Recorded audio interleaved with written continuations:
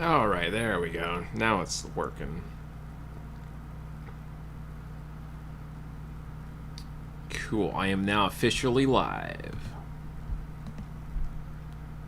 Let me just fix this real quick and refresh that.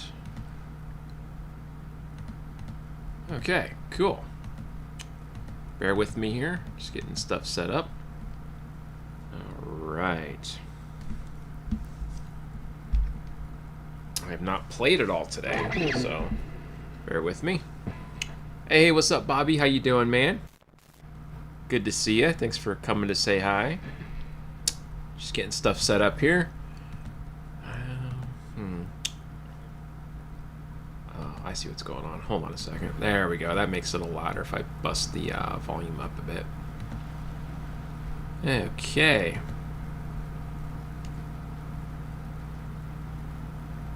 Alright, I'm going to go ahead and use the metronome real quick. Sorry if this is boring. I haven't really got to play much, so I got to wake my hands up and all that good stuff. Alright, let's get the hands warmed up.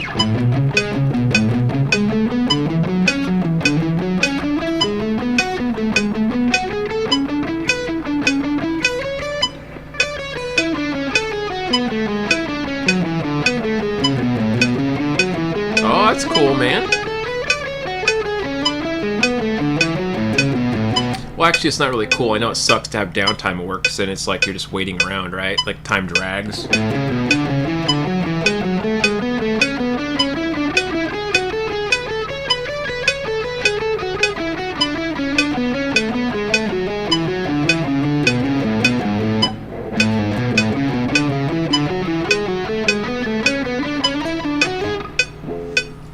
It's Aster Busk's Blue Busk got a new strap and capo and is finally more involved in learning. Nice, man.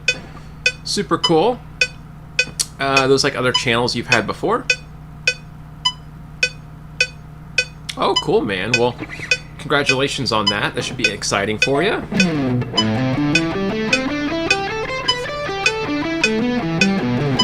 Hey, what's up, George? All good at the moment. That's good to hear.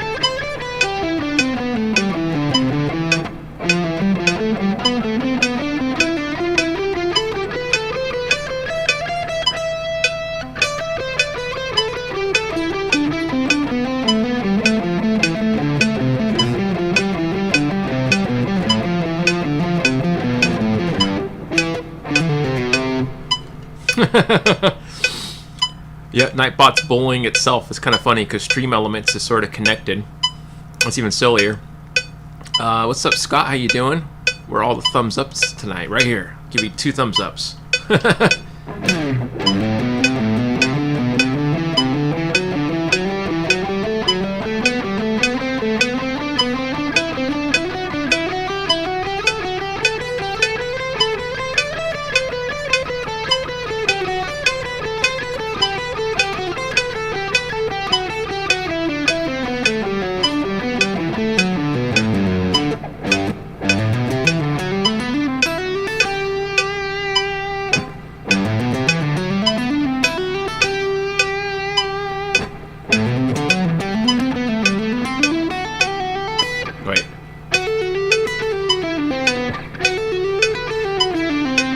Oh, what's up, my buddy? How you doing? I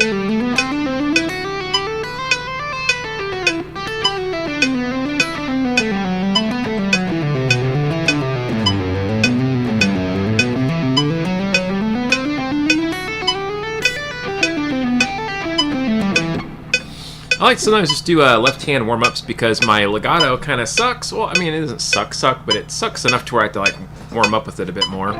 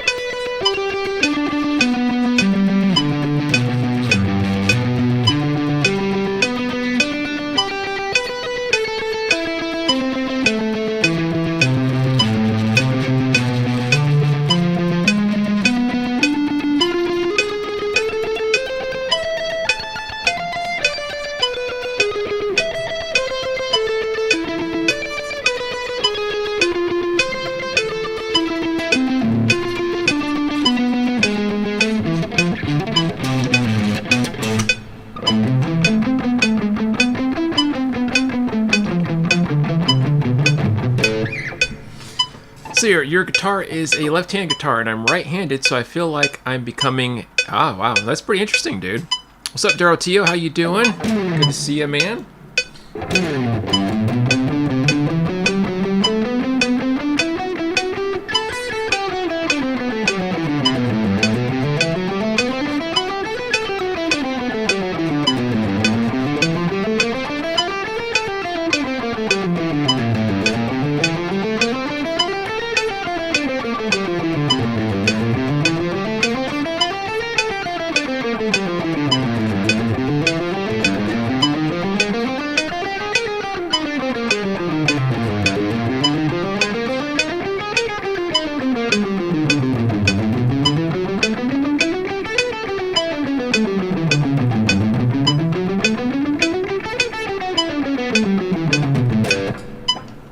Getting the hands warmed up here. Let's see, you do mini stuff. Nice. I also like to do mini stuffs. That's a lot of fun to do. It's better than doing just one thing, right? Because if you do just one thing, it's kind of boring. Hence why I like to kind of switch things up with the metronome. Speaking of that, let's speed it up.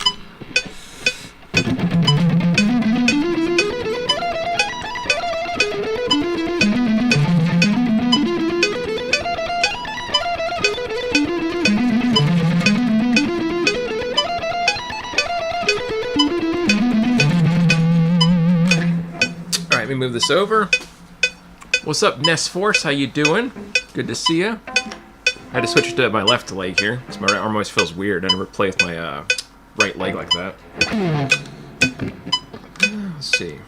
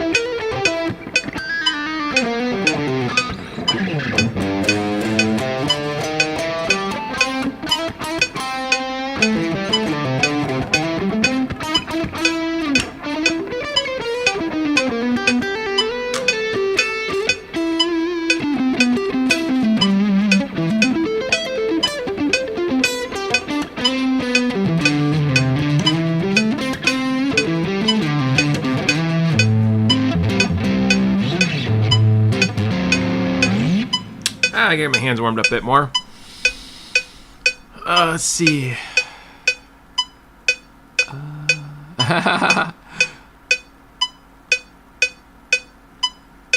Cool.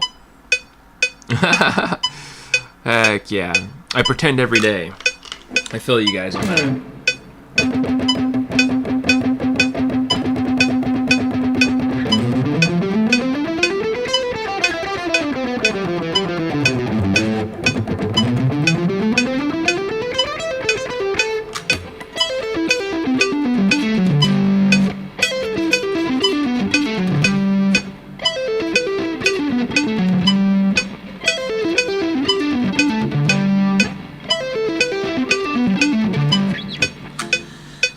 Sorry guys, just trying to get my hands warmed up.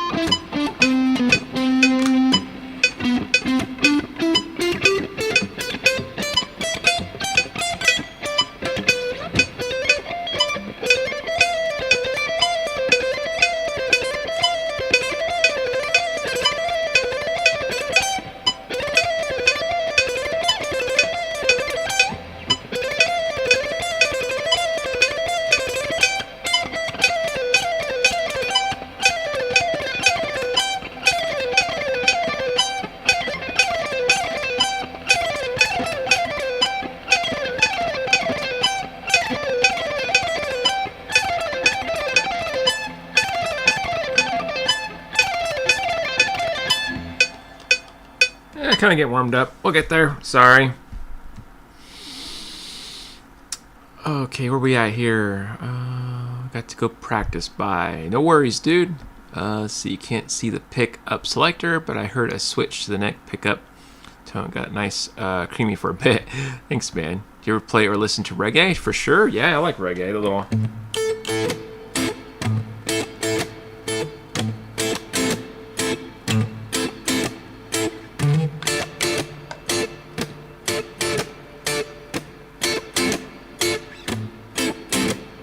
You got those kind of percussive strums.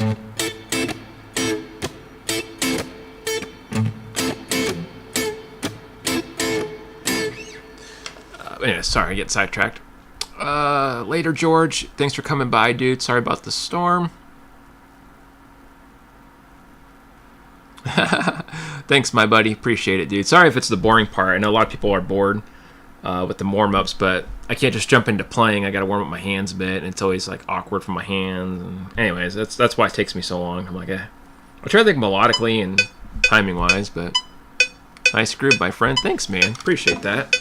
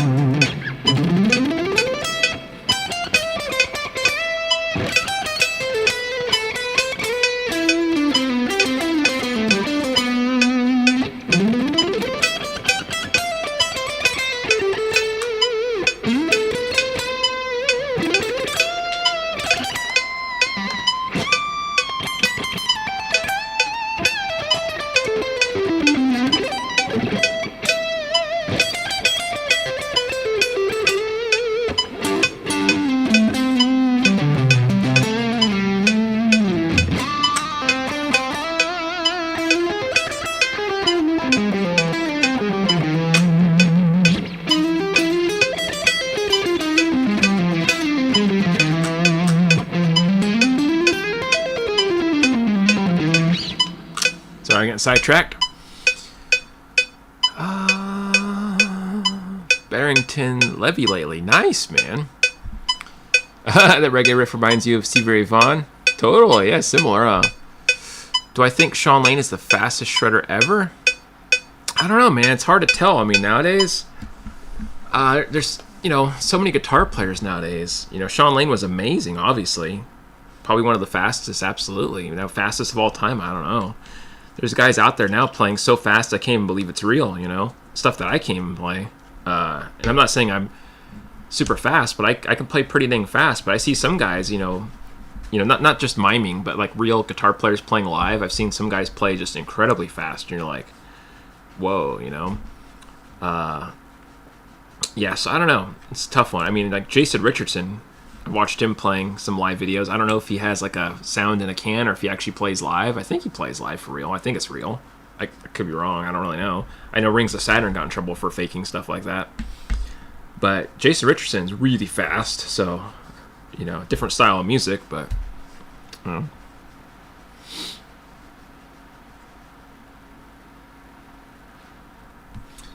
Oh, I think I know what you're talking about.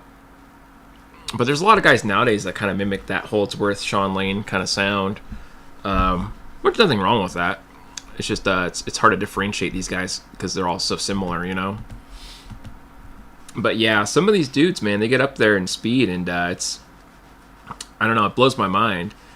But I think anything is possible with enough practice. So I'm still trying to work on my speed and technique and accuracy to get faster. I think to myself, you know, every day is a new opportunity to better myself in some way.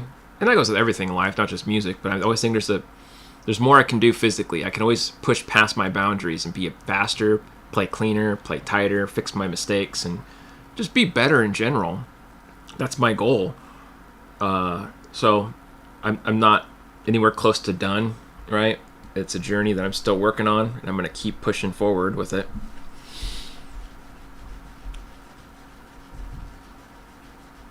Yeah, totally. I agree, man. I think Richardson's awesome. I love his playing. And I only mention that because nowadays a lot of guys are faking it, and I don't even know if you noticed, but like I said, Rings of Saturn and some of these other guitar players get called out for using like guitar in a can effects where they just mime live on stage. I didn't even know they were doing that until somebody made a video about it, and I was like, man, I feel so dumb. I know people mime stuff online. That's obvious. Half the people online fake stuff, but like doing live miming, I was like, damn, that's like next level crazy. Frank Gambale, yeah, Frank Gamble, however you say his name, he's a great guitar player. He's definitely extremely fast as well, and clean too, by the way, less effects. Him and Sean Lane, very clean. I think that's another thing too, is a lot of guys use a lot of like, I don't want to say like effects to cheat, but you know, if you have a wah pedal on, you have the extra compression, I can't talk right. If you have extra compression going on, you have a wah pedal, and then you have like, you know, maximum gain, and you have a tube screamer turned up, and you're also boosting a lot of mids. If you do all those things, and you have, you know, the nicest pickups, if you do all those things, you're probably going to sound a lot faster than you actually are if you were running raw, you know, into like a tube amp or something. Example of this, I was watching Rick Graham. I love Rick Graham's playing. I think he's a way better player than I'll ever be.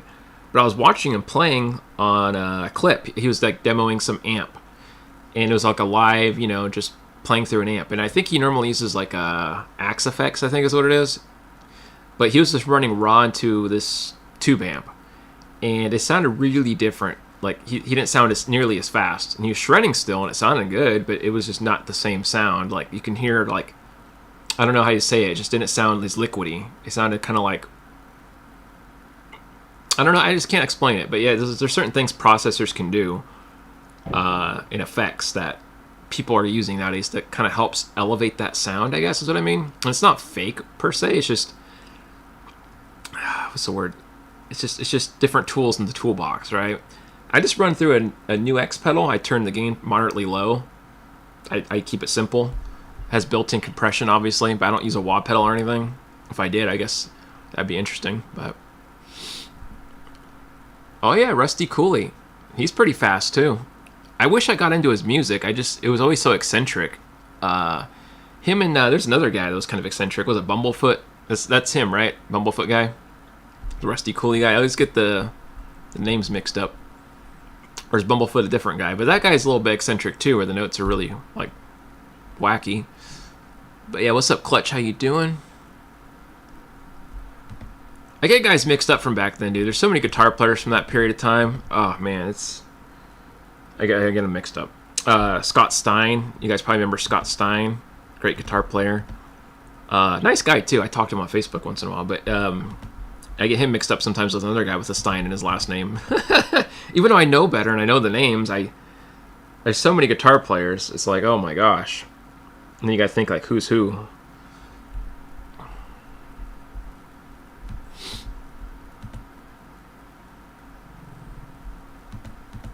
My dog's not very happy about that answer. Apparently he growled at me when I said that. He's like, screw you, man. It's kind of funny. Vinnie Moore. I love Vinnie Moore. Yeah, I know Vinnie Moore really well. I listened to all of his albums. One of my biggest inspirations to wanting to be a shredder was Vinnie Moore back when I was a kid. Loved Meltdown, Cinema, all that stuff. Life Force. All those were killer songs of Vinnie's. Rain. Okay, that's his name. Ron Bumblefoot. Okay. Yeah, see, all these names, man, I get them all mixed up. Red Beach. Yeah, Red Beach is a great player. Red Beach and I have a lot in common. He uses his 3 fingers a lot when he shreds up the neck, and he uses his pinky over here, kind of like I do. Well, a lot of guys do. Malmsteen, I've seen him do the same thing I do. And who else? Sinister Gates, I've seen do that live. Even Petrucci does it in some parts, which is kind of funny. Totally. Yeah, yeah. I didn't watch the whole thing. It was kind of long, but I did watch part of it. A lot of neoclassical sweepy stuff. A lot of sweepies, which makes sense because Jason Richardson loves sweeping. He's like a sweep fanatic. He shreds amazing in all techniques, but I just noticed he uses a lot of sweep, like cascading. Like he does a lot of sweeping, and I notice he does like alternate picking in between sometimes, and makes intricate little patterns, and back to sweeping. That's like seems like his signature thing he goes to, like like in between. You know, I don't know how you say it. I would mimic it, but I'm not as good, so I can't do that. But you know what I mean, though. Like he plays kind of like up and then mixes it up and back down a lot. I noticed. But yeah, his work with All That Remains is probably my favorite I've heard of him. Like his solos and his like riffs and stuff he did with their latest album before he left, top notch, man. Some of the best stuff I've heard since Ollie. But as far as Jason Richardson's solo stuff, I can't really get into it because I'm not like a big gent guy, and it's just too fast for me. It kind of hurts me. Like I can't concentrate. It's just like blast beats. Tendonitis is a good example. It's a cool song, but I can't listen to it that long because it's just too much going on. Kind of stresses me out. I should play Little Wing by Hendrix. Appreciate the suggestion. I can add it to the list. You guys got to understand, now that I have 10, well, actually I have 11 or 12,000 people on some of these platforms, but on 3 different platforms, Instagram, TikTok, and YouTube, I'm past 10,000 now. So I'm getting a lot of inquiries to do covers, and I mean like hundreds. I get comments all day long on Instagram and on TikTok and on YouTube, and people messaging me out of nowhere on Facebook. So I got a big list of requests I got to go through, and it's a lot. People are requesting crazy stuff, like Ethereal Skies by Obscura to, let me look here, Tornado of Souls, Twilight Force, Queen of Eternity, Dream Theater, a couple of different Dream Theater solos I got to do. It's a lot of work, because I don't have a lot of free time, and I got to do this stuff on the spot, so just bear with me. Let's see here. Stevie Ray Vaughan does the best Little Wing rendition. I don't know if I've heard his version, to be honest with you. I'll have to check that out.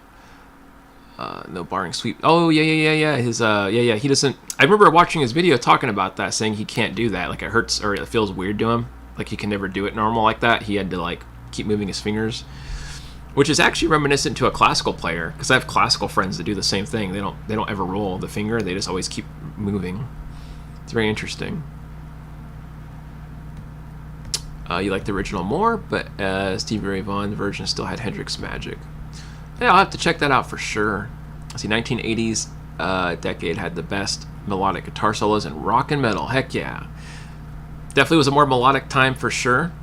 80s, 90s, early 2000s was alright, but then solos kind of died out and came back later. Unless you listen to death metal, I guess they always stayed around solos, but I don't like death metal that much, to be honest with you. I mean, it's technical and sounds very cool, but it's just not my jam in my free time. What do I think about AI covers?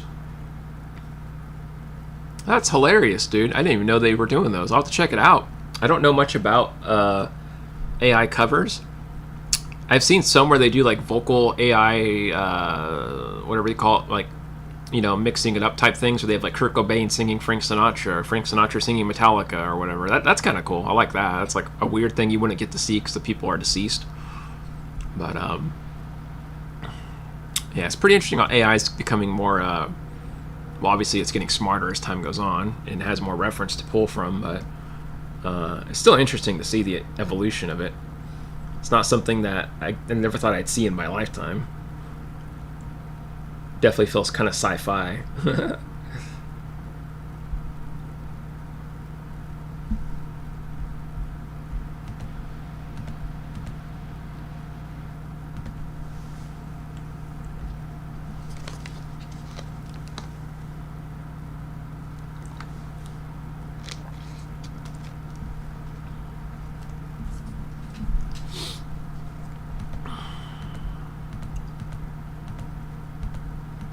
This out of the way, sorry.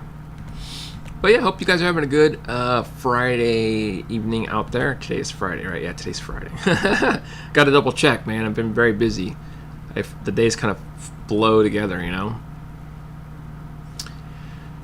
Hear anything new from Max Ostro? Oh, with the lawsuit thing? Is that what you're referring to?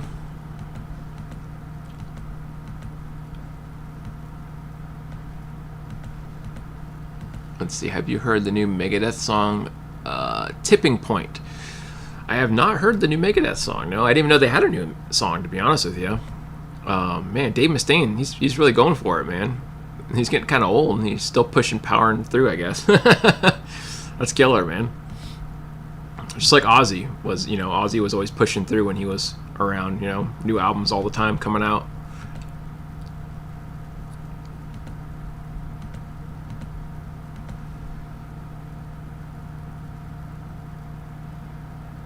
Oh, I see. Good question. I don't think so. I haven't really seen anything from him, but I'm gonna be honest with you guys. I'm so involved in music that I don't watch music in my free time. Like as far as like other YouTubers or like other musicians, and it's not like I'm not trying to be, what's the word? I'm not trying to be a lone wolf or anything. I just have no time, So like when I do have time, because I work with music all day long, every day for many years. And I'm not making homework or teaching or making material or making videos or studying music or whatever I'm doing. It's nice to like unwind and do things that aren't music related. So I'll watch content that's different, like language content, learning different languages. That helps me because I'm studying languages. And then I'm trying to look at other stuff like just skits and humor, like dumb skits, like watching animals in China. There's a guy that, have you guys seen the one where he's always teasing the dog? He's always like blaming it on things he didn't do, and it gets all pissed off. That's a funny guy. Poor dog though. I feel bad for the dog. Funny Chinese guy. Oh, it just came out today, the Megadeth one. That's crazy. Yeah, I'll have to give it a listen, man. Heck yeah. Yeah, it's funny because a lot of music I listen to isn't even really metal as much anymore. Like I like playing metal, and I used to be really, really big. I used to consider myself a metalhead back in the day. I'm not a metalhead anymore. I'm more like, leaning into playing more fusion and jazz stuff, but I do metal covers because they're requested of me. So it's not like, I pick these solos. It's all the stuff you see me do is because it was asked of me.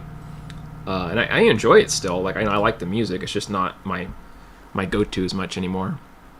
And then in my free time when I listen to music, I don't even listen to metal as much anymore. I listen to, everything but metal or, instrumental guitar music. I don't even listen to as much anymore because I'm kind of burnt out on it, So I listen to mainly like regular music, normal music, or like, if you guys know who The Midnight is, they released an album.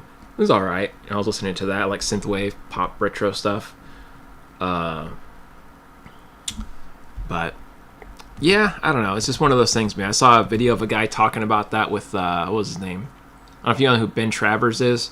He's talking about how he has a love-hate relationship with music because he's been doing music his whole life, and he's at a point where he can't even listen to music at all. He said, like, he just, like, because he does it all the time. He has to turn his brain off because it's all the time for him. And I was like, damn, I hope I'm not going down that path.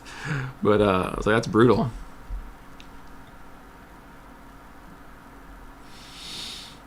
Blow by blow. Hi, Lester. How many hours should I practice every day?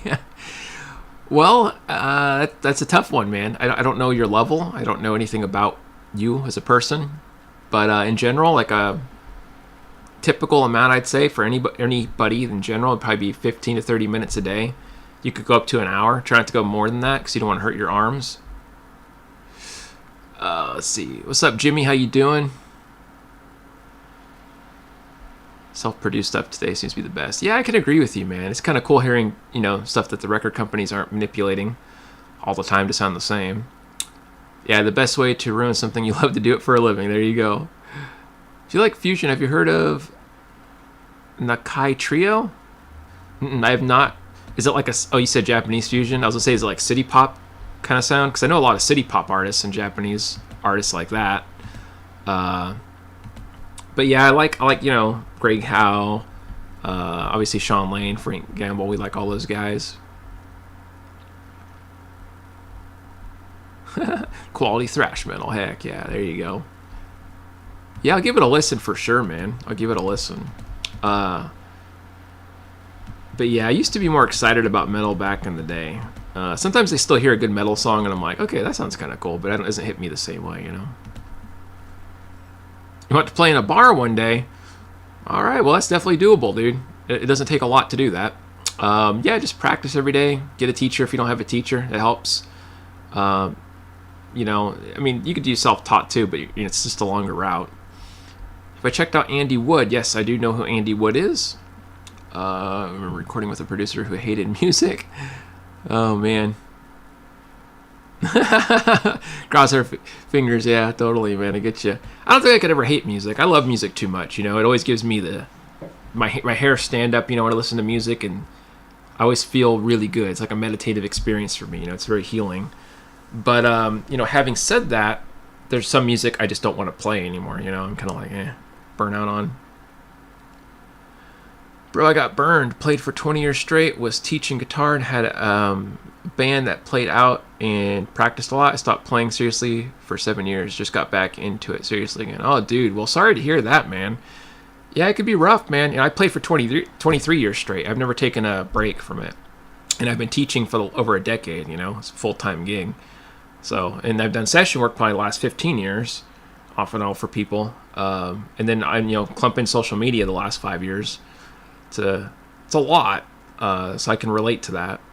But I don't feel burnout from music. It's more just like I just don't really care for virtuoso guitar stuff because I can play a lot of stuff already. Like even the stuff that I can't play that's like really crazy, it almost sounds too crazy to even find it interesting because it's not melodic to me. I like more melodic music. So, I don't know.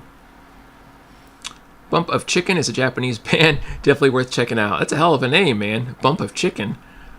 I might check that out as well. That's, man.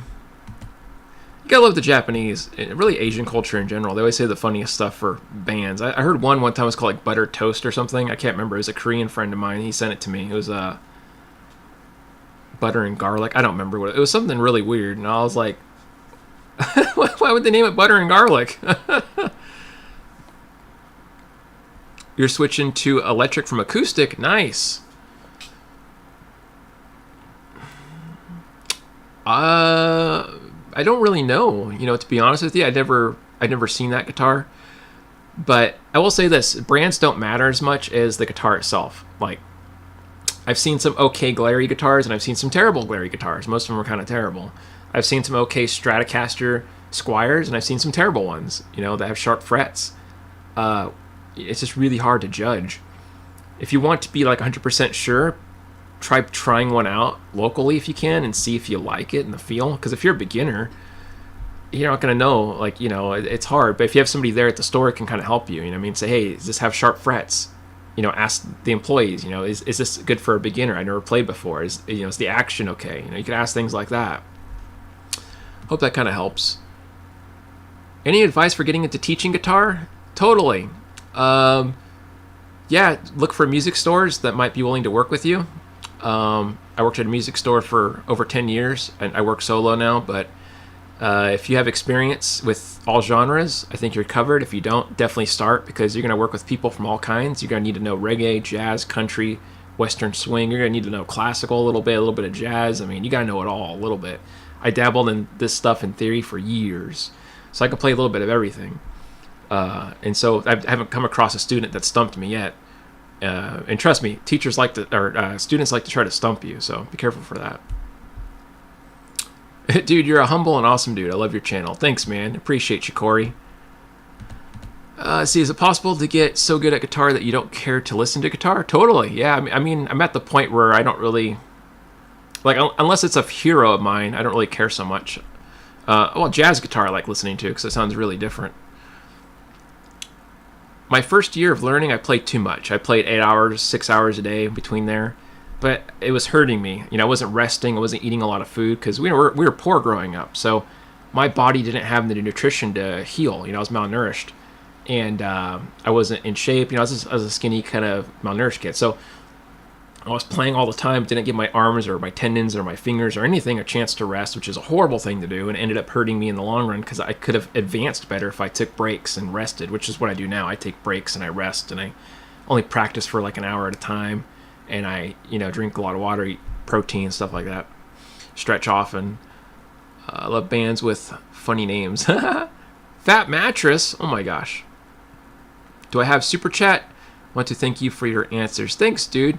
I do have a tip button down below if you want to tip me. I don't tip through YouTube anymore because they take 80% of your money on YouTube, so I turned off all the super chats and stickers because I wasn't making anything from the donations. But yeah, if you want to donate, you can donate directly to my PayPal, which is in the pay tip link below. I appreciate you, dude. Hello from PHX. How you doing, Kahana? I hope I'm saying that right.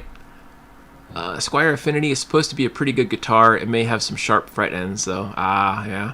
It's just hard to tell sometimes. Do you play Neil's soul chords? You mean like just minor 7th chords, major 7th chords? Like the whole,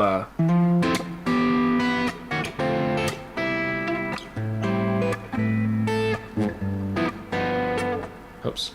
That's what I was trying to do. Can you show us some exercises or stretches for a guitar post warm-up? I'm assuming. So stretches you can do for a guitar. Like you mean just physical stretches, right?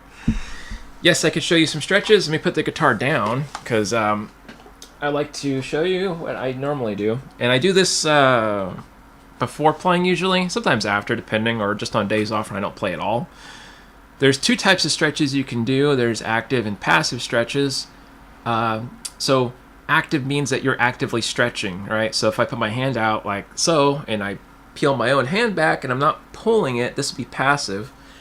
That can be okay too. Passive stretches have their purpose, but I like to do active stretches. So put both my hands out, kind of forearms down a bit like this, and I peel my fingers back physically, right? I'm not actually pulling them like this. I'm peeling back with my forearm, hyperextending downwards.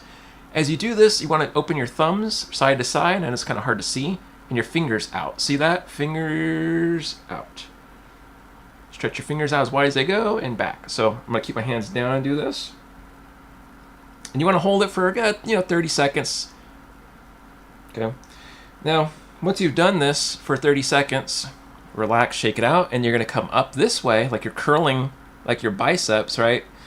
But pinching your fingers together like so. Okay, think of like a crab, all right?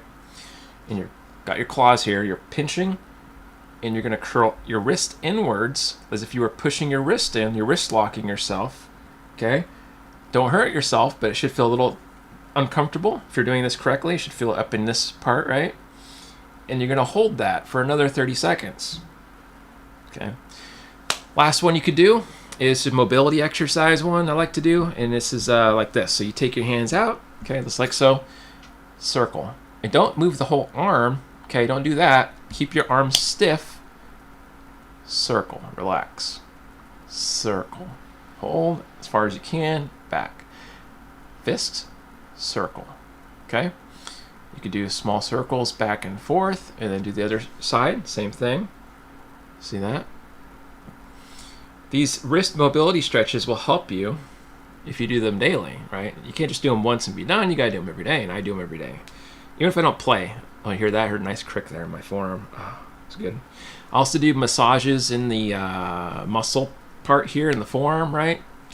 And I try to massage. I have a massage gun if I don't want to use my hands, but I try to do that also as well.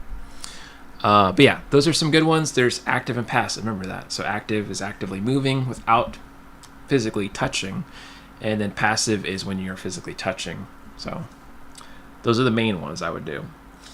And you don't need a huge routine. You can stretch the rest of your body, of course, too. I do active stretches for the rest of my body. I use bands and stuff, but which is important. I think you got to be mindful of your body if you're playing guitar a lot, because if you're sitting down like I am, you don't get a lot of physical activity. I used to get a lot of physical activity. I used to do MMA, backyard fighting stuff, and I used to do a lot of walking. I was a marathon walker guy. I used to walk cross town 15 miles, but I don't do that anymore. I don't really have time. But yeah, so now I try to use my resistance bands. I do like the X3 bar. Well, it's a knockoff version of X3, but same thing. Can I play some death metal type stuff? I don't really know any death metal, man. Death metal is primarily like tremolo picking, crazy technical, diminished seventh arpeggios, I guess. I really don't know. It's like, it'd be like essentially doing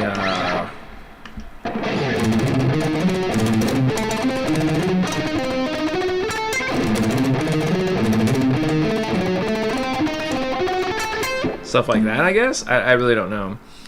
Or it'd be like some crazy chord that probably sounds really ugly, like stuff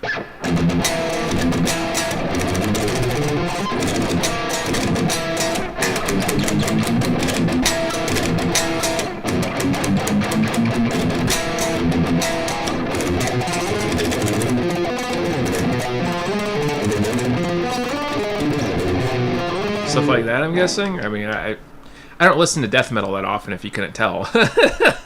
Not a big fan of death metal. Nothing against it, just not really my my favorite. Oh, Nightbot's giving you trouble. Sorry, dude. Nightbot's always ticked off about something. That's my idea of what I think that is.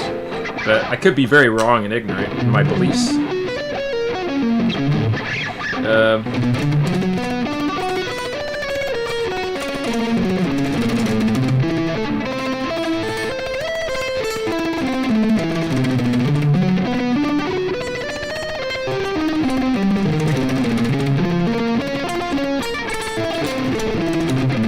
They do chromatic things, right? Isn't that what they do?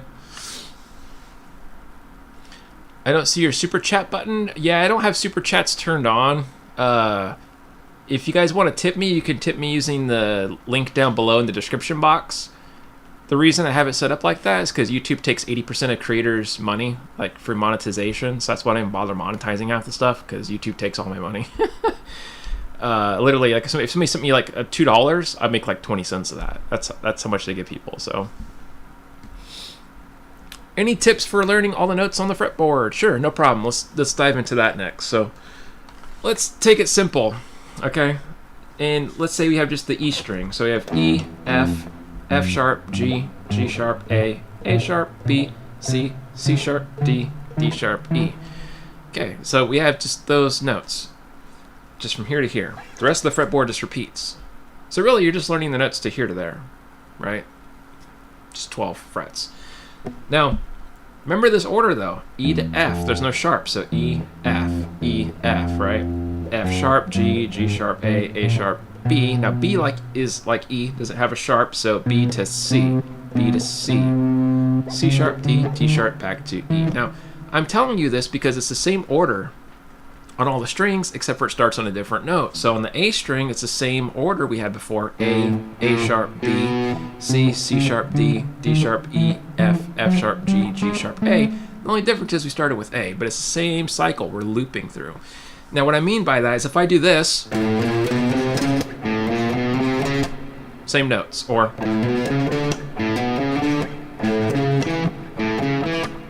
see what I'm saying? So if you memorize the note order, then you know what comes next, no matter where you are. If I play the D string, okay, well, it's the same order, just starting on D. D, D sharp, E, F, F sharp, G, G sharp, A sharp, B, C. Okay? That's where things kind of go. Now, this is the part that is going to be really helpful to you. If you know the notes on the top two strings, you have the rest of the fretboard covered, all right? And hear me out. If you know your octaves, what is an octave? Well, it's the same note played in two places, right? So G to G, 2 fret movement. It's kind of like a power chord, but moving one more string down. So G, A in both parts, B, C, D, E, F sharp, G.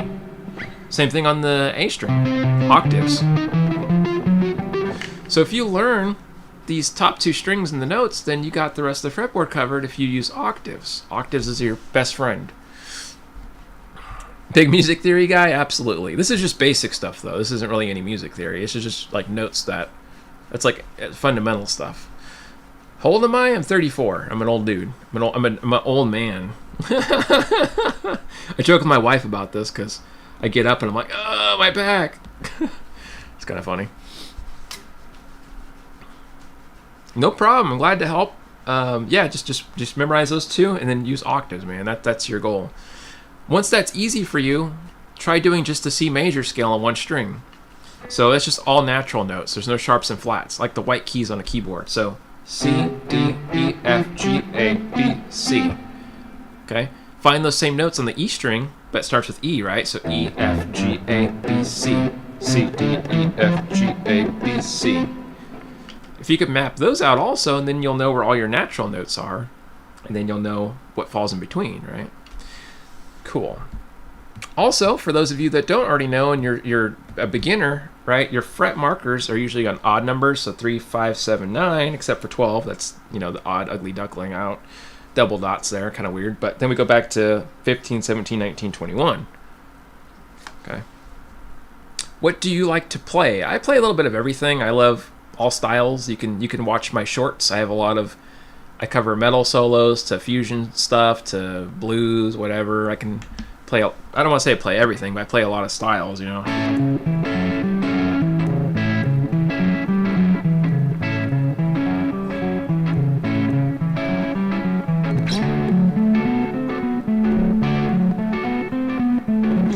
All right, stuff like that. A little chicken picking.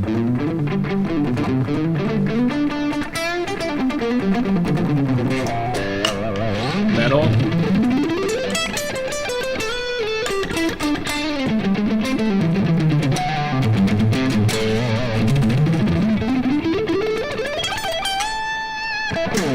Or old thrash type metal stuff, right? Like Metallica or whatever people like.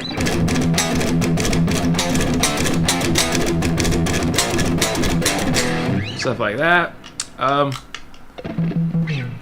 Reggae. Right. Get a little bit of a fusion sound going on, or jazz.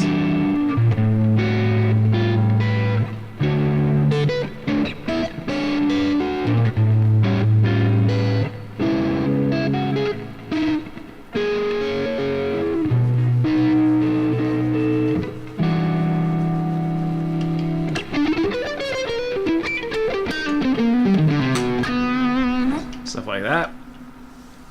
I don't know about Prodigy. Just done a lot of research, man. I've been doing this for 23 years, and you know, when I say 23 years, I mean like consistently. No breaks, no you know, no side things, no dropping the guitar. Just constantly studying on my own, and having teachers and books and diving into things. You know, I could tell you guys all kinds of random stuff that maybe would make sense, maybe it wouldn't, maybe it'd be pointless for you. Example: secondary dominants. Okay. You guys know what secondary dominants are? Well, if you got C, you know, the chords in C major, 1 chord, 2 chord, 3 chord, 4 chord, 5 chord, 6 chord, 7 chord. Okay, C major 7, D minor 7, E minor 7, F major 7, G dominant 7, right? A minor 7, B minor 7, flat 5. Okay, well the 3 chord, the 6 chord, the 2 chord could be subbed out for dominant 7 chords. So check this out. If I go to C, E7, right, A7, they work as a 5-1 movement. So secondary dominant movement, E7 would be like the 5 of A, A7 the 5 of D minor. And that's how you could do a lot of 5-1 stuff with that. So anyways, let's see here. You mentioned Greg Howe. Any advice for the infamous hammer on from nowhere? I feel like I can never get... Oh, okay, gotcha. What I like to do is to do stuff like this where don't use your right hand at all, just use your left hand. Do like an arpeggio. I'm not picking anything either, so I'm just here.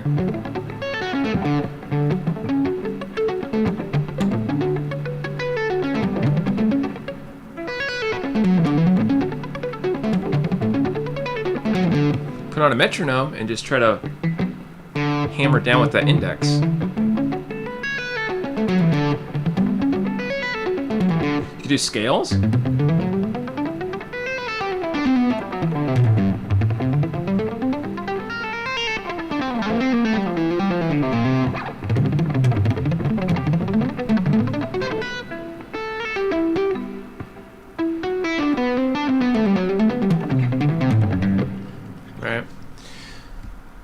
Hopefully that kind of helps you out.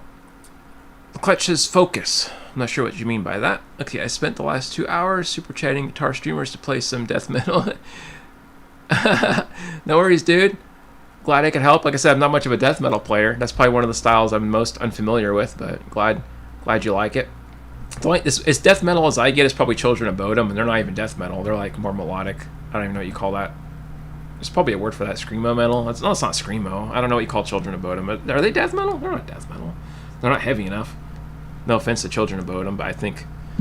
Well, is Job for a Cowboy death metal? I saw them live on accident. Because I didn't know they were going to be opening for... what was it? Yeah, Children of Bodom back in the day. This is years ago. That was pretty intense. I was like, what the hell's happening? Is this guitar custom made? Nope. They have guitars that are just like this at AIO. This is an all-in-one guitar. It's an S2 model, and they have different colors, like a purple one. They got like black and stuff. There's all kinds of styles. I just like this one a lot because it had like a, I don't know, a natural kind of cool fusion look to it. And it's neck through, as you guys can see there, which is pretty nice. Let's see here. As in, I don't have enough focus to hone my guitar skills. I hear you, dude. Neoclassical metal, interesting. You know, that makes sense actually, because they use a lot of Phrygian dominant, harmonic minor, and they have a lot of like keyboard shredding. It does sound kind of like Malmsteen now that you mentioned. It's kind of like a Malmsteen, happier Malmsteen, because sometimes it doesn't sound as dark. You saw a ghost live on accident. Oh my gosh. I bet that was epic, dude. I wish I could have been you there. That sounds so cool. I love Ghost, man. I know people say they're like gothic Bon Jovi, but I don't care. I like cheesy, poppy music, you know? I'm a dork like that, so yeah, Ghost is up my alley. And it's funny, they tick off so many people, which is what they're going for, you know what I mean? They're just trying to like get a rise out of people, and it totally works. Ah, nice, man. You saw Ghost also? Ah, you guys are living it up, man. My cousin's a big Ghost guy. He's all the t-shirts and masks and stuff.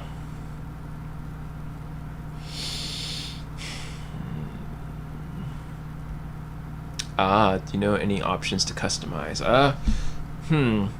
That's a tough question, dude. I don't really know. You could ask Jin from AIO. That's the company that I was talking about that made this guitar, but I don't know if they do exact like full custom type builds. You could ask though. I think IYV might do some custom stuff if you're looking for like a totally like from scratch custom build. But you might be better off just finding a guitar that's more suited to your hands. I don't know if you've tried different types of Les Pauls or if you've tried Schecter guitars. Sometimes they have fat kind of necks with like wider fret spacing. When I used to work in a music store, I'd always help people with bigger hands to go for like the more meatier necks, right? Like the baseball type necks, like the big fat telly necks, like the old school ones, or like the 50s type hollow body guitars. They usually have bigger necks. You have a memory of me speaking in Spanish? No, I don't know how to speak Spanish, unfortunately. I only know like curse words because people will teach me the curse words. I never learned like a lot of Spanish. I know a little bit of Korean though. Do you ever mess around with a bass VI or a bass 6? I just got a Ibanez version. I never have. Sounds cool though, dude. Liked and subbed. Thanks, man. You're enjoying the content. Well, thanks. I appreciate you, man. Hope you find the videos entertaining. How old is too old to start learning? 28. Dude, you're young, man. You're freaking young. Dude, guys that start guitar even when they're 50, 60. You know, I've had guys learn guitar with me and they're 60 years old sometimes. They never played an instrument in their life. So at 28, you're young, dude. You're hella young. Yeah, you could learn. It won't take you long. Good to see you, Retro. How you doing?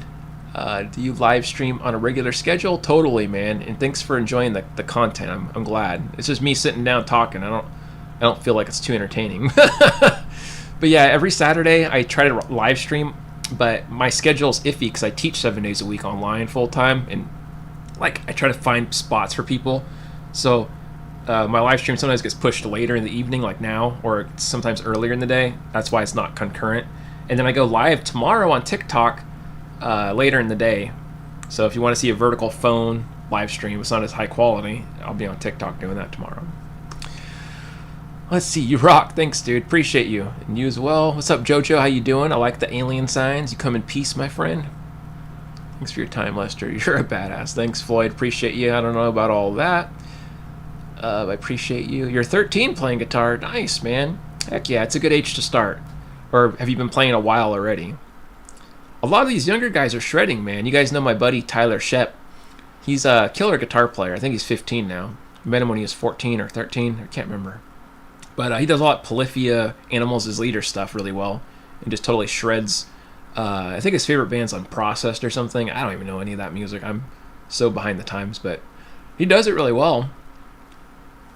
So if you guys ever want to hear Polyphia style stuff, that's the guy you're going to want to ask, because that ain't going to be me. I don't have the patience to learn all that. It's a sight reading nightmare.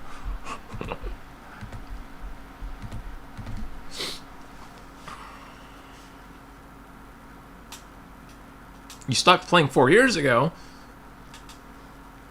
Okay, so you played when you were really young then, and now you're getting back into it. Well, that's cool, dude. You got an advantage there over other people, you know, since you have experience. So kudos to you, man, picking it back up.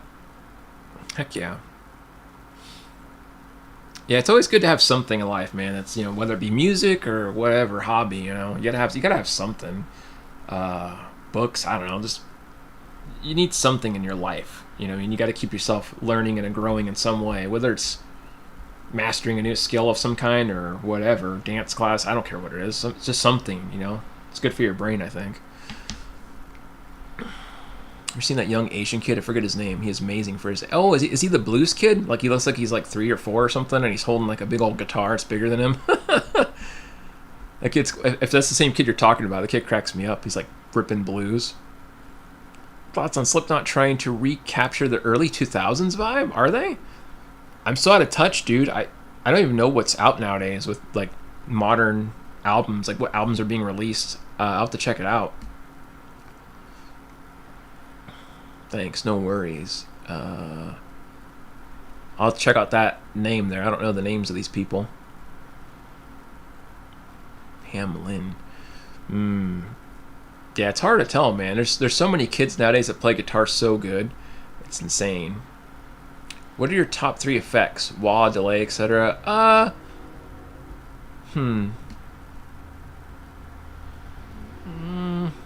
say reverb, right? Like an ambient type of reverb would be my favorite. That's about it. I don't really care for much else. I mean, I guess chorus can be nice on a clean setting if you're doing some 80s style ballads, so I guess I'll put chorus in there for certain things. An effect. I don't know if this really counts as an effect, but maybe a tube screamer, so you can kind of boost the mids of an amp, get that liquidy sound. You know, turn the gain down, volume up on the pedal, natural gain on the amp or whatever thing you're running through. But I don't know if, like I said, that counts as an effect per se. But he can shred too, not just blues. Okay. So is that the same kid I was thinking about, that blues kid that they showed? And he'd be like outside or like inside of a building ripping it up on like a giant guitar. Or, I mean, not giant guitar, but it's giant for him. Which I'm not surprised, by the way. You know, the culture over there is so much different than here. It really is. Let's see here. Alexa, have you seen Dennis Lesson's guitarist from Marbin? Is your opinion on his teaching? I don't really know him, actually. I have no idea. So I can't say much about that. You're welcome to send me like a DM on Instagram or something and show me a link, and I'd be happy to check it out later. There's a lot of people online. I don't know who they are. You know, I'm so busy in the week that I don't even have time to watch anything on my own. I'll tell you a funny story. I was on TikTok last week live, and Clutch says, "Can anybody see my comments?" Absolutely, I see you right now, sir. But I was live on TikTok, and this guy named Alex Van Wert popped. I think that's his name, Alex Van Wert. He popped in my stream, and people were like, "Holy crap, it's Alex Van Wert, you know, he's amazing." And I was like, "Who the hell is Alex Van Wert?" And they're like, "You don't know who Alex is?" I don't know the guy. And he told me he approved of my modal video and my teaching. And I said, "Okay, thanks. I still don't know who you are, but thank you." I don't know if I offended him or anything, but I'm like, I don't know who the hell you are. You know, I guess he's just kind of big on TikTok, but nowhere else. That's probably why I don't know the TikTok scene that well, you know. But yeah, it kind of made me laugh a bit. Oh, my bot is deleting your comments. I think it's automatically set to delete stuff with like a lot of emojis or all caps. So if you avoid those, I think you're good. Guitar Max dropped an AIO guitar review today. Yes, he did. It was a gorgeous red one too. I saw that video and I put a like, but I forgot to comment. I'm a terrible friend. I'll look at something and watch it all the way through and like the video, and then I forget to say something that I was going to say, and I get sidetracked doing something else. But yeah, it's a beautiful guitar. What interesting setup how it has the Floyd Rose. Super cool. Yeah, it's beautiful, man. I was drooling on that. I was like,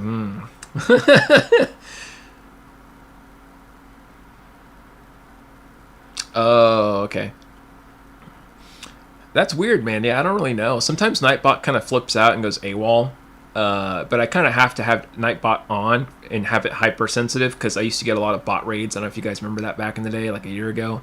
I used to get like massive bot raids. There was like 20 spam bots insulting me and I couldn't get rid of them. So this helps keep it like, manageable where the chat's freed up for you guys to chat with me. Oh yeah, you're thinking about me. That's awesome, man. You sent the link in your direct. Okay, perfect, dude. Thank you for sending that to me. I'll definitely check it out, and I'll get back to you on that and let you know. The bass 6 is an octave below a guitar. It is famously used on the Glenn Campbell. Ah, okay. Yeah, I don't know much about either of that, or either of those things. But it sounds cool, man. There's a lot of stuff out there. There really is. There's never-ending stuff. They have those guitars, what they call them, G-bender guitars or B-bender guitars, and like you move the strap and it bends the string because it pulls a mechanism in there for the country guys. Like the stuff they make is just, it's never ending, man. And don't get me started on Mexican instruments. They got a lot of those too, like bajo sestos and quintos and huelas and requintos and things like that are, I only know about that stuff from working in the music store all those years, but yeah, there's just so much stuff out there. Oh my gosh. And they keep making more complicated stuff thanks to these eccentric people like, Tosin Abasi. I know he released some guitar that was supposed to be ergonomically friendly with nylon strings. It's electric. That's multi-scale. That's all these 50 things. And I'm like, oh my lord. God. Just give me a normal guitar with normal neck and normal body. Just make it simple. Let's see. Also, I'm wondering which dots you are relying on. Those on the top of the neck or the ones on the fretboard? Yeah, I usually follow the ones on the fretboard, not really on the side too much. But also, I can kind of play blind. Like, I don't really need the fret dots. Like, if I play with my eyes closed.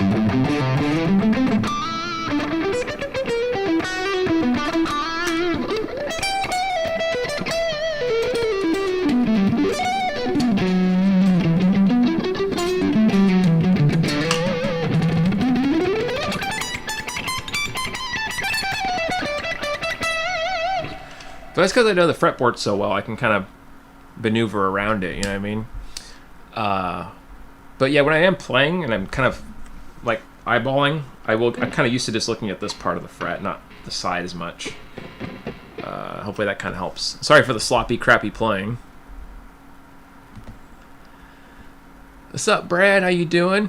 No worries, man. Appreciate you jumping in. You're getting the funk out. Heck yeah, nothing like getting the funk out, dude.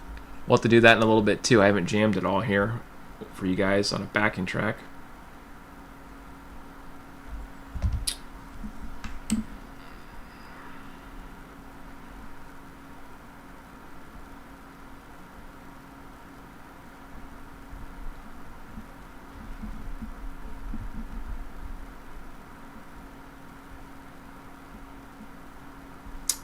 That's strange. Okay. Sorry, I was double checking this message I had.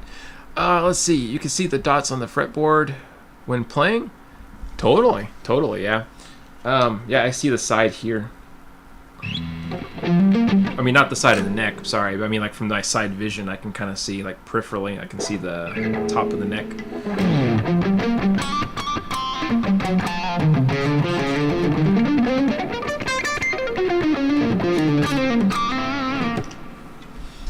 Sorry, random thing. It's an analog pitch shifter. Oh my god. I'm not really big on a lot of effects or pedals or sound things, so forgive my ignorance. Very uneducated with all that stuff. I just know the very bare basic things, if that, with pedals and amps and all that.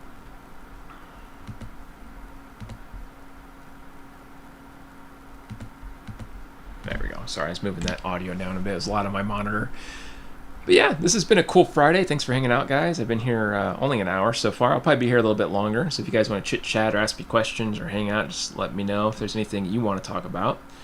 I made a modal video today. I don't know if you saw my modal videos, a short. And I attached a link to the file you can download. It's like a modal chord progression type thing, right? So you can actually like play along with mode progressions, because most people play the modes wrong and the progressions wrong. And so I fixed it up where you can play all the progressions parallel, like, you know, C Ionian, C Dorian, all that. And so all same tonal center. But yeah, go check that out if you haven't seen that later. Any simple exercises for basic string skipping? Totally. Just start doing it as often as you can. You know, skip to G to E.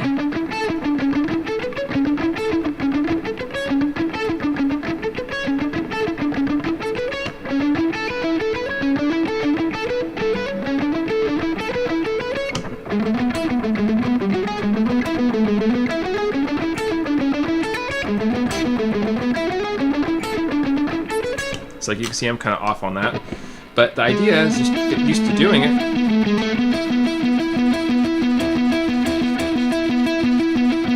You can isolate those two strings if you're doing it down up, if you're doing outside or inside.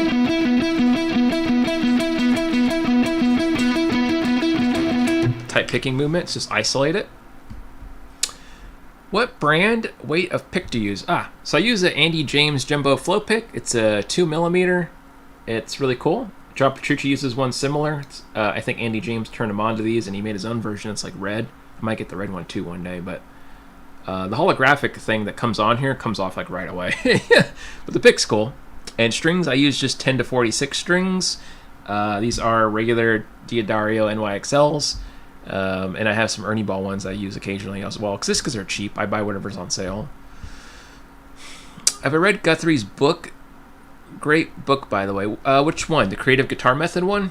Because I read, I think, book 1, Creative Guitar Methods. I think that's what it's called. Or Creative Lead Method. I can't remember the name of it. Pretty interesting book, though. It's a lot of like, it's almost like an autobiography in a way. Had some interesting insight to his views and I guess ideals towards music. Thanks, man. No worries, dude.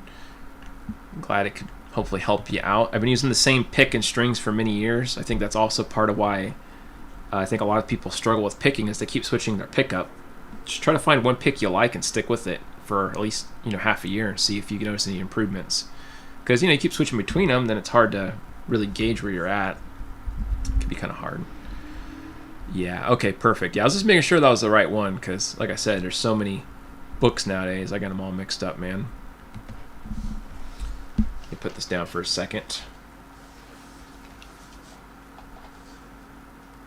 I will be right back, by the way. I'm just going to grab a water, because I'm almost out of my water pack here.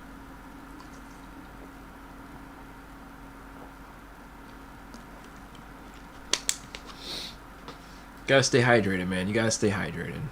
Alright, I'll be right back. Alright. Okay.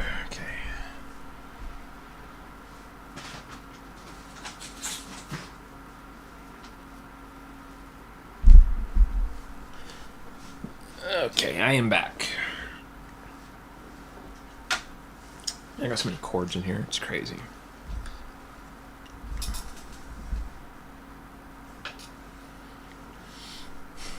Oh, cool, man. You're going to look into some hot rails? Yeah, that'll be good. Nothing wrong with that. Yeah, hot rails are pretty decent, right? I've had a guitar that had those in them, and they're almost too high output. You remember Richard's Ricotta? That was the one that had the hot rails, and man, that thing was really like, I had to dial back the volume on it.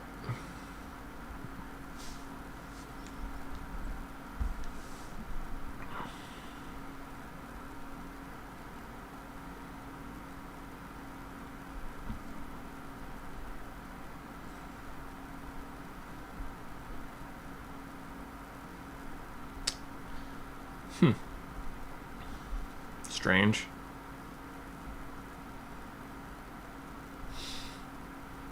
Sorry, I was just looking through this real quick. Somebody was saying they're having a hard time with the link.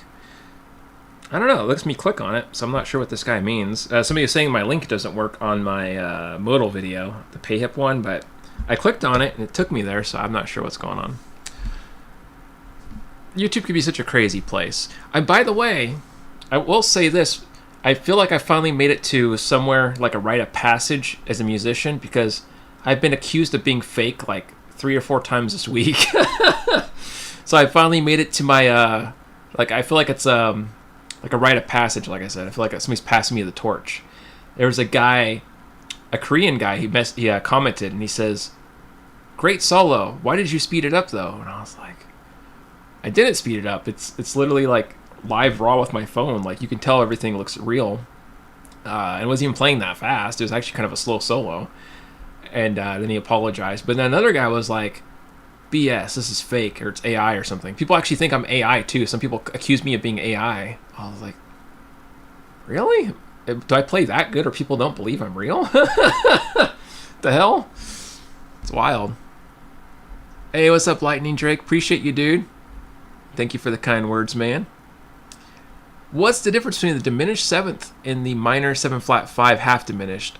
Good question, my friend. So when you have a minor 7 chord, okay, you have, this is first of all regular minor 7. You have 1 flat third, right? You have the 5th flat 7. If you do a double flat 7, right, and then you add the flat 5, that'd be a diminished 7th. But if you have a 1 flat 3 flat 5 flat 7, half diminished. It's just that 1 note difference. Gonna head out. Hope everyone has a great weekend. You too, my friend. Thank you so much for hanging out. You fake. No freaking way. I know. I make so many mistakes live too. Like you guys can hear all my string noise and like mutes and picking failure. Like I leave all that stuff in there. Like if I was gonna fake it, you think I would at least fake everything. Like why leave the mistakes? Oh, it's a big old fly, man. Did you see that? Okay, let's see here. What's your opinion on best method to learning fretboard and being fluent like you? There are so many different methods. Oh man. How would you know if you were AI? Good point. Maybe I would never know. It's like the Truman Show.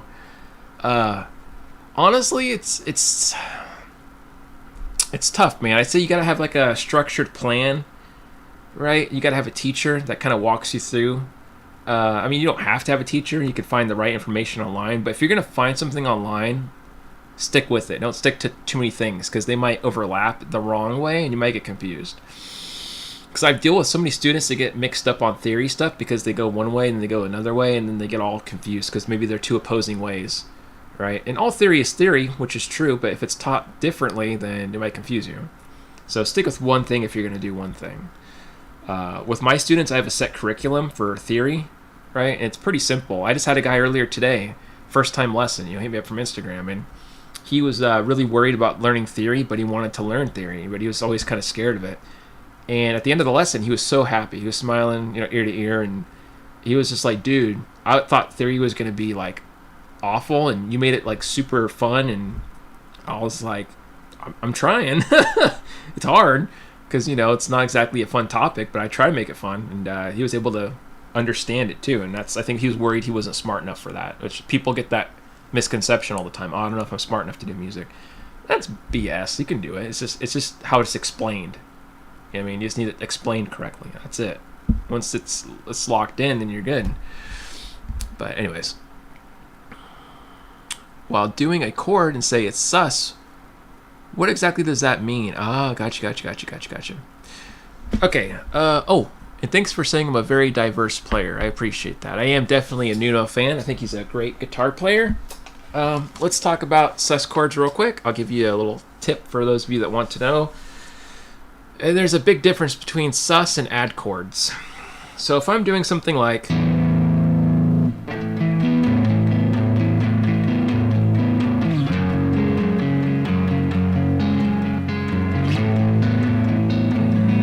or some cool little melody. Well, this is a power chord. What's a power chord? It's a root and a fifth. That means 1, 2, 3, 4, 5 in the scale.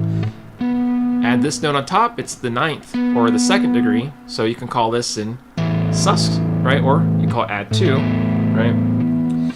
Now, here's where it gets confusing. Sus versus add 2. Sus is if there's no third being added. So this 3 here is muted. I just played the root, the 5th, and the 2nd. So that'd be just sus, 1, 5, 2. It means they're substituting the 3. If I add the 3 on top, now I have an add 2 chord, add 9 chord. So major add 2 or add 9. That's the police chord. If I do just the 3, sus. You might hear this used a lot in church music, because this on the top in this position would be that 2nd degree, right? Sus 2. Then you have sus 4, 1, 4, 5, essentially. No 3. That's important to note. There's no 3 because it's a sus. So hope that helps. Suspended, absolutely, just means suspended. Yeah, sub should be the term, like substitute. I agree with you, my buddy. I think it's silly how they word things in music sometimes. It's like, what? Why is it called that for? I had a student that got really confused about that also. He's like, suspended? I don't understand. Why do they call it that for? Stupid term. But yeah, so if it's just the 3, right, you have root, 5th, and the 2nd degree, sus. Okay? Or you could do it this way. Same thing. It's a different chord shape. Or if we add, the 3 on top, major add. Okay, so we're major, add 2, or add 9. And the 9 is the 2, that's why I'm saying that. It's just depending on the school of thought you come from. It's like 4 is 11. You might hear 11, like, oh, sharp 11 chord or whatever. That just means the 4th degree raised, right? Thank you so much. No worries, dude. Yeah, stuff like that is so convoluted. There's a lot with chords too, man. There's a lot with chords. So I'm trying to make, and I'm not really sure about this, because for one, I procrastinate and I'm so busy, but I'm trying to put together, and I have almost 80% of it done, like a chord package. So for people that don't want to do lessons, you can just pay like a one-time thing, 20 whatever dollars, and have every chord that I think you'll ever need to know if you're going to play rock, country, blues, jazz. And I'm going to have it in different folders, nice and neatly, because I've learned a lot over the years. With my other lesson packages I released were not very good. They were all right, but I've learned a lot in terms of editing since then. I've been doing this for a while, so I have separate folders, regular major triads on the 5th string, then the 6th string, and the 4th string, all in different positions, and then a folder for inversions on all those strings, all types of inversions, 1st, 2nd, and 3rd. Then extended chords, major, minor, dominant, 7th, and 9th, etc. How to build all the most common ones that I think you'll run into, and the versions of those. And so it'll be like a whole lesson on building chords, finding how to analyze any chord anywhere and know why it's called that and how to play it, and blah, blah, blah. So, yeah, I don't know. What do you guys think about that? Is that something that you would find interesting? Because I'm like trying to find the motivation to finish it. I'm like, well, I don't know if I really want to finish it, but you've been practicing piano lately. Nice. Oh, that's awesome, dude. Yeah, I don't know anything about piano-ly, but it sounds cool. Heck yeah. Yeah, piano is a really cool instrument, dude. I took piano lessons from a girl I knew years ago, and there's a lot to it, like finger placement, how you move your fingers, and it was hard for my brain. I was like, oh, okay. And then crossing your thumb over, and, it's hard to explain. Some things I took from piano into guitar, though. So example, like if I'm playing something kind of awkward, sometimes I would, move my fingers across in a way that would be, so like if I'm playing here, I would cross over.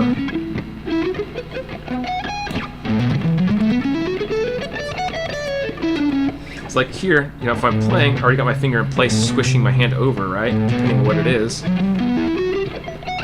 Where in piano, sometimes if you're playing, you roll the thumb or the pinky, right? Or not pinky, sorry, your thumb from your pinky area. So if you're playing down, thumb would cross over, or if you're moving up, you know what I'm saying? Or like this way. I know you guys can't see what the hell I'm talking about, but like in that mindset, like, oh, hey, I can just move over. So if I'm playing a weird chord shape, I could think like a piano player would and cross underneath or around the finger area, right? So I can bounce from one to the other. That can be super helpful. Happy Halloween to you as well, by the way. I know we're a little early on that, but yeah. Should be exciting. I don't know if you guys are a big candy fan. I don't really eat a lot of candy, but if I do, I might do a little bit of sugar-free. Less sugar, man, less sugar. Yes, exactly. Okay. Yeah, there's certain things, it makes sense on a piano differently than on guitar. Like, it's just much easier to build chords, right? You just, boom, 4 fingers or whatever, and now you have your, extended chords. Where on guitar, you have to do big old shapes, Okay, now I gotta do this, now I gotta do that, now I gotta do this one. What a pain. What artists do I listen to the most? I listen to a lot of non-guitar shreddy music nowadays. So like I listen to maybe, well, I mean, that's wrong. I take it back. I do listen to fusion and jazz stuff. A lot of like jazz, kind of mellow type music. But I listen to a lot of 80s pop or modern synthwave stuff. I like synthwave. I like synth rock. I like, I like all kinds of music. I listen to everything. The swing stuff, old Western swing, even some old country. I have a wide taste in music, but a lot of it's not really guitar related. It's not like guitar eccentric stuff, like I love Steve Vai, I love Vinnie Moore, I love Gray Howe, Andy Timmons, all these guys. I don't listen to them from time to time, but you got to understand, I listen to these things every day for years and years and years for my whole life, that I'm kind of like not burnt out. I just don't find it as invigorating as it used to be. It's like I've heard For the Love of God so many times I can't really enjoy it. I've heard Tender Surrender so many times I can't really enjoy it as much. I can still listen to Vinnie Moore. I'm not too burnt out on some of his music, but you know what I'm saying? You listen to something so much, it kind of loses the thrill after thousands of hours of listening to it. Still amazing music, but it's just hard for me to really sit through. I don't know. And I still love the players. They're my heroes, But yeah, you listen to something a million times, it's just doesn't hit the same way. Oh, I know that guy. Yep. I know Sisters of Mercy. I'm not a big fan, but I do know them. My cousin loves them. I used to tease him because he liked that song, and there's another one he liked. But yeah, I remember that one because the guy sings like really low, disclosure, like the certain I don't know how you say it, certain amount, right? But yeah, cool song though. I like the background. It's just the vocals are like kind of remind me of Typo Negative in a way, I guess. I don't know how to say it. Like a Typo Negative kind of sound. Any advice on developing good ear for learning by ear and remembering melodies and songs? Yeah, reverse engineer music. Like look at the sheet or tab and learn what the key is in, what the chords, what the scales are, and then reverse engineer it. How does it relate to one another? What notes are they playing over the chord? If you're playing an A minor and they're playing this, what note is that? Okay, they're playing what? What is that? Can you guys guess? That'd be the minor third, right? So you're playing the minor third on top of the chord, and then maybe as the chord changes over the G7, you're playing the third of the G, playing the third of C. So if you could analyze and reverse engineer the chords in the intervals being played on top of them, it'll help you understand music theory better, I think. Oh, thanks, dude. Appreciate that. I'm glad the link worked for you then. Are you able to get the link to work? Yeah, hopefully that will be helpful, dude. Yeah, when you go through that parallel modal guitar profile that I put out, just go slowly through the scales over each track. Like C Ionian track, play C Ionian shape. And then over the, C Lydian, play C Lydian shape there in the same spot. And then just really try to identify what's happening in the chords, interval-wise. Like, okay, playing that to that movement. What's going on, right? It's going to help a lot with that. So you got to get the ear training in. Good for dynamics. Totally. Yeah. I had an unorthodox way of doing my ear training because I didn't go to school. You know what I mean? A music school or anything. And I didn't have anyone teach me ear training. For me, it was just about listening to music and playing every day. And when I first learned, I didn't have access to sheets. I didn't have access to books or teachers. I was self-taught for a couple years. And so I would just play what's on the radio. I would just do my best to listen to the radio 20 hours a day. I always had my headphones on, never took them off, even went to sleep with them on. I'm not even kidding. I'd sleep with my headphones on, listening to music. And I'd play along with the audio that I'd hear and try my best to find the notes and think, is that right? And it paid off now because I could look up pretty much anything. You guys tell me any song right now that you think I don't know. I'll pull it up and I could play along with it. I may not be able to play the exact notes they're playing, but I'll know what key and what scales work. I can tell you right away. And I'm not saying that to brag, but I mean that in a way that's like, there's nothing I can't figure out by ear, key-wise. Well, I take it back. Unless it's like really eccentric Holdsworth stuff where it changes like 10 keys, that could be a little tricky and it takes more time, but I could figure it out. It's just a pain in the ass. The radio was priceless for me as well, yeah. I mean, it helps, man. Nowadays people don't get that exposure because, we have online stuff and programs. I mean, that's a good thing too, but I think there's a certain level of like grit that you earn through just suffering with the radio, trying to record with your cassette tapes, and they get eaten, and every time you play back the audio, it sounds different or like out of tune, right? You feel me? It's so weird. Let's see here. I got a quick question. Should I focus on, say, the sharp 4 over Lydian and the flat 7 over mixed Lydian? Oh, yeah, totally. Yeah. You got, man, you're on the right track. So, yeah, if you're over the Ionian one, just play, the scale normal, and then over the Lydian, really accent the sharp 4, Mix the Lydian.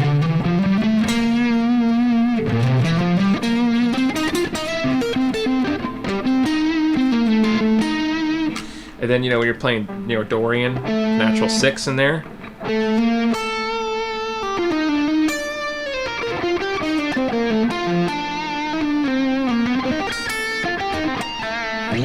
Or when you're playing, whatever, Phrygian, flat 2. Think of the flat 2 in there, right? That's going to be your...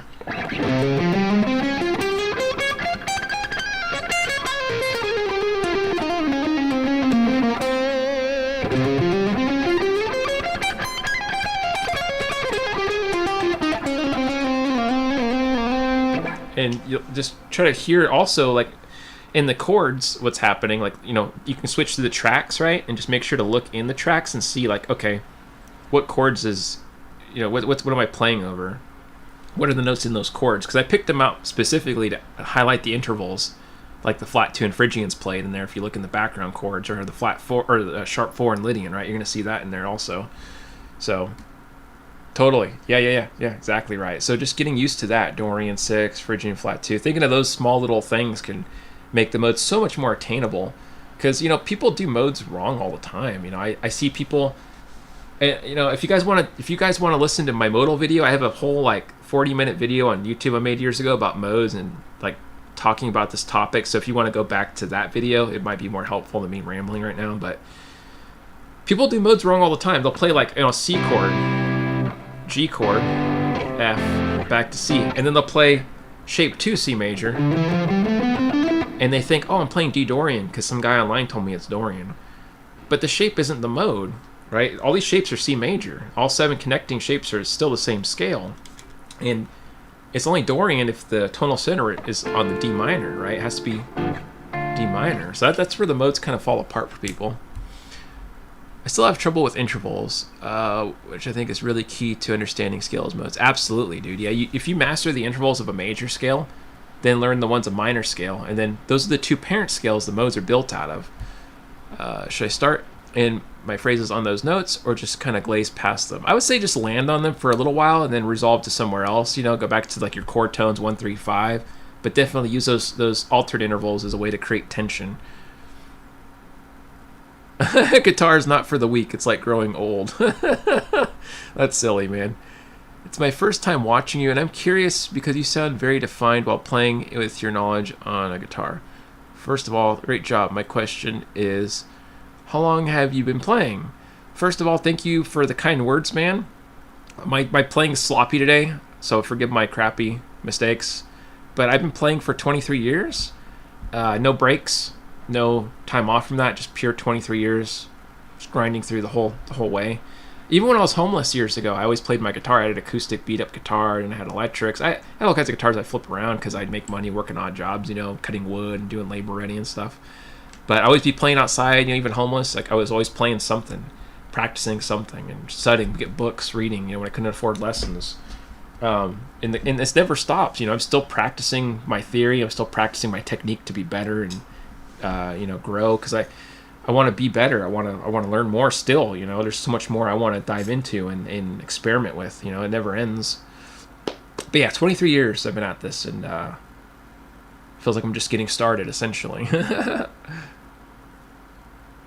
I joke, Lester. I love you, bro. Keep it up. Appreciate you, dude. Appreciate you. Yeah, but honestly, it isn't for the weak. Yeah, you're not wrong. That was a true statement. Because when you think about it, a lot of people fall out of guitar because it's so slow, right? The grind is slow, and it's hard to practice. It's hard to see results. Let's be honest. It's not always a fun thing. It can be very frustrating. It sometimes it can be damn depressing for people, right? So it totally isn't for the weak, man. But if you stick with it and you show up every day and you're consistent with it, even if you don't want to do it, if you just show up, you're already going to get further than people that don't show up. So, what is your end goal in guitar? I don't really know if I have an end goal, but I have a daily mindset. You know, because I'm Taoist, so I'm thinking to myself every day is living in the moment. I'm not saying I don't think ahead in the future, but I try to live in the moment, in the now. I practice a lot of non-dwelling with my music and life, but my goal is daily. My goal every day is to do something to push past my boundaries and limitations in music so I could be better and learn more and humble myself, because there's a lot that I can't do. Like, you know, you guys may see me do a lot of crazy stuff, but there's better I could do, and I could do everything that I do right now a lot better. So if I could just get a micro bit better every day, grinding like Dark Souls or something, if I'm just grinding a little bit every day towards something, I feel like I accomplished something. And so the next day comes, I'm grateful to be here still. I'm still alive. I can push forward and learn a little bit more, get better timing, get better improvisational skills, dive into genres deeper than I have before. You know, maybe get into some more Western swing type chord comping. You know, my goal is to play everything, to not know everything, but know as much as I possibly can, and then just keep going further and further. That's, you know, always been my thing. It's always been my drive since I was very young, and still is. So anyway, sorry for the long-winded answer. I'm not sure how to answer that with a short way. That's some inspirational stuff right there, man. I'd love to hear your story with it, bro. Much love. Thanks, dude. Appreciate you. I have another question. This is where I think I'm looking at it wrong. If we're in C major and one is Ionian, does that mean play C Ionian over that C? But say it goes to the 2 chord D minor. So do I play D Dorian or D Ionian? Ah, I see what you're saying. So you're thinking in diatonic terms. Okay, so diatonic modes is different than parallel. Like my modal thing that you downloaded is parallel. So what that means, it's all in the same tonal center. So C Ionian, C Lydian, C Mixolydian, right? It's all C. Parallel scales, unrelated in the sense. Now, diatonic modal playing is when you're playing like C Ionian, D Dorian, E Phrygian, that kind of thing. And that's something very different, and it gets confused easily. So you're not alone in that thinking. So when you're playing diatonic modes and you want to play, let's say, D Dorian, okay, so D Dorian would be like shape 2 of C major. That would go over a D minor chord. But if you resolve the chord progression going D minor to G to C, that's not Dorian anymore, because it resolved back 5-1 pull to C. So you need to make sure that the D is the tonal center.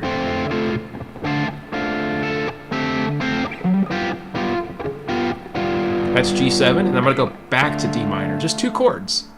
Because if you use too many chords, you lose the modal flavor. But again, this is diatonic modal playing that we're talking about here.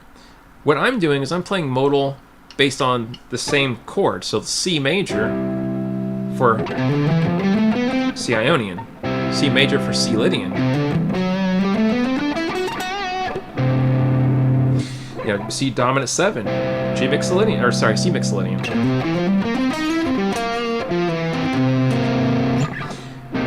C minor 7, Dorian or minor 6 chord, works pretty well. And then, you know, Phrygian, I can do these types of movements, just minor, right? From accenting the flat 2. Hear that a lot in metal. But yeah, so parallel is much different than diatonic. So let's see here. Semi-old, semi-retired. It's a work in progress. Your sloppy playing is my great day. Aw, dude, I appreciate you. Thanks for that. What's up, Mitch? How you doing, dude? Good to see you. Heck yeah. But yeah, hopefully that kind of answers the question, man. Like I said, it's a long subject, and I plan on making a whole package course on this one day. I know it's going to be a lot of work, so I'm procrastinating it. Yeah, but I have made a free lesson video on this topic. So if you check my lesson playlist, there's like a 30 or 40 minute video I made on modes talking about this in detail with my looper pedal. But yeah, modes, dude, it can be a mess. Mm-hmm. Okay, I get what you're saying. Oh, so when you're saying like when you're shifting like C to D, are you saying you have to shift the shape? That's what you're asking, right? Is that what you're saying? Like if you shift from the C major chord to D minor, does that mean you have to play D Dorian? Is that what you mean? I'll wait for you to answer, so I don't want to confuse myself here. I don't want to get you mixed up. Let me check this while you're answering. Sorry, I got a notification on something. Okay, it's nothing else. It's just my security cameras. People walking by, I guess.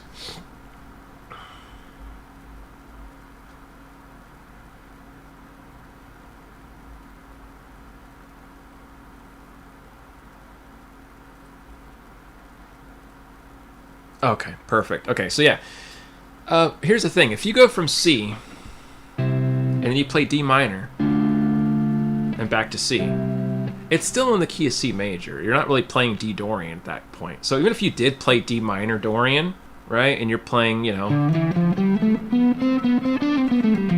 it really just ends up being C major.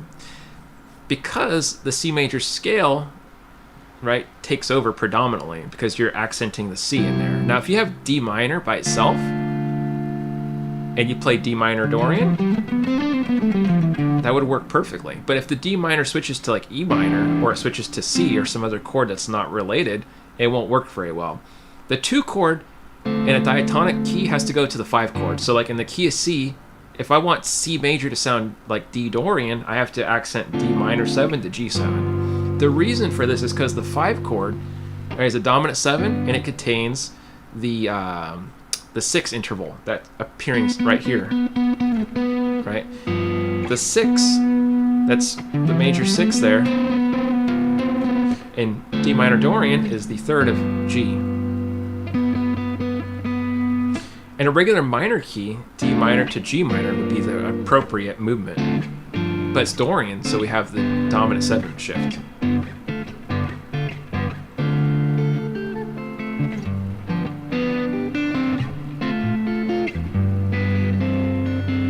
But you see what's going on is I'm using the 5 chord to pull tension back to the 2 chord. The 2 chord's my tonal center. So that's where Dorian's going to shine, the D Dorian. But if you play just C to D minor, it doesn't matter what shape you play of the major scale, it's still C major. It's always going to be C major. Like if I play shape 4, it's not Lydian, it's still C major, just shape 4. Or 5, it's not Mixolydian, it's just C major. Where it becomes modal is the chords. The chords give it the modal flavor. So another example, let's say I play, you know, D Dorian, the shape, right? But in the background, I'm playing an F chord.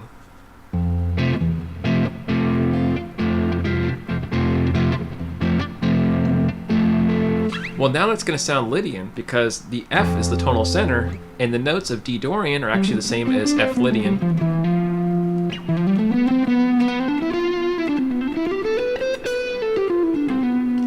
This is why diatonic modes are not the best way to learn modes, and why I don't teach them that way, because they can be very confusing to people that are starting out with modes, and it's also how a lot of teachers get wrong too. I've corrected a lot of teachers on this subject that teach modes wrong.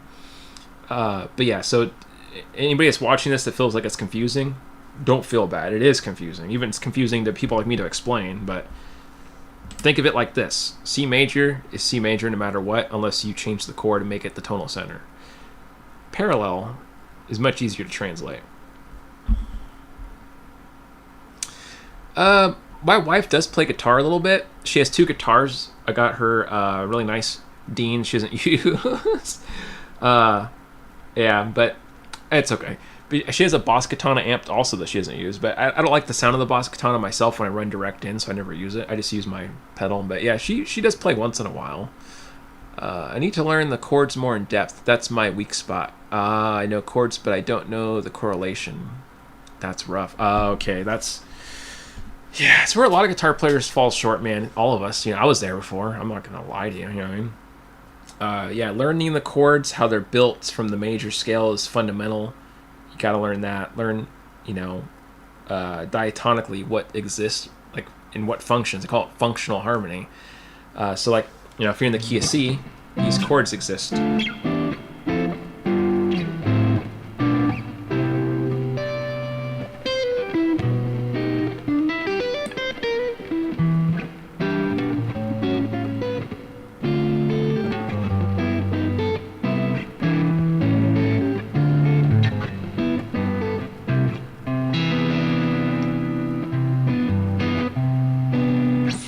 But yeah, chords are definitely where everything comes into full swing, because then you can start analyzing intervals over chords, harmonically, how they play together, and then you start going into modes from there. That's usually how I structure my lessons. Like, we learn functional harmony from top to bottom. Like, okay, major scale chords. And I start teaching people intervals over those chords, chord tones, and then we start doing targeted stuff in pentatonic, then a major scale, and then we start going into modes and stuff like that. And then I give you songs, too, that are like, over this and that. I'll give you guys a freebie right now. If you guys listen to Ogato, right, by Jim Hall, old jazz tune, beautiful song, but it actually works really well because the whole time they're accenting the third over each chord. It's like...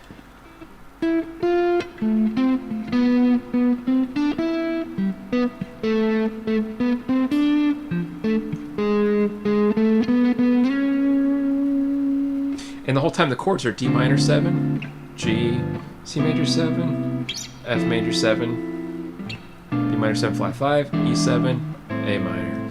But they're playing the third and landing on the third of each chord. So here's a third of D minor, a third of G, third of C, third of F, right? And there's that third of that B minor 7 flat 5, third of E7. And it goes to an A7 chord. But anyways, sorry. What do you recommend to work on that? Gosh, I don't really know any resources.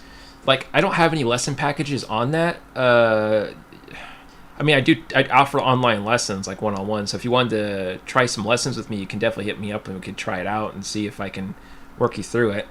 But I don't have any like downloadable material that's like, lesson course type stuff. I was going to make one on this, like intervals and the chords of C major, but like I said, I procrastinate and I got so many things going on. But yeah, and if not me, just find somebody else, like anybody that can teach. If they know their stuff and they know theory a little, they can walk you through this. YouTube has a lot of stuff on theory, but finding the right video and the right like order, that can be a job in itself. Rick Beato's pretty good, but he could be a little convoluted because it's like a lot of stuff at once. Who else? I don't really know a lot of theory channels. You might even be better off looking at like some piano channels because they're not so eccentric. Guitar players can be kind of eccentric. You know your triads very well. I know my intervals also, but it's matching the chords and the modes. Okay, gotcha. Let's see, you had a katana, donated it. I now need a new amp. Oh man, well cool that you donated it. Yeah, the mode thing though, dude, that's totally normal. Everybody's in that boat at first. It's how do you say it? It's one of those things where I always look at, like I said, the modes parallel for that reason. Like I don't ever do them diatonic because it is confusing for people. Now, how you could practice this is you could play just one chord loops if you want to work on diatonic. If you really want to do that, you could just work on one chord at a time. So like, C major 7. And think, okay, well, C major. Then play over, just D minor by itself. And then play all your 7 positions of C major on top of that, right? Which is D Dorian. Then play all 7 positions of C major over the E minor.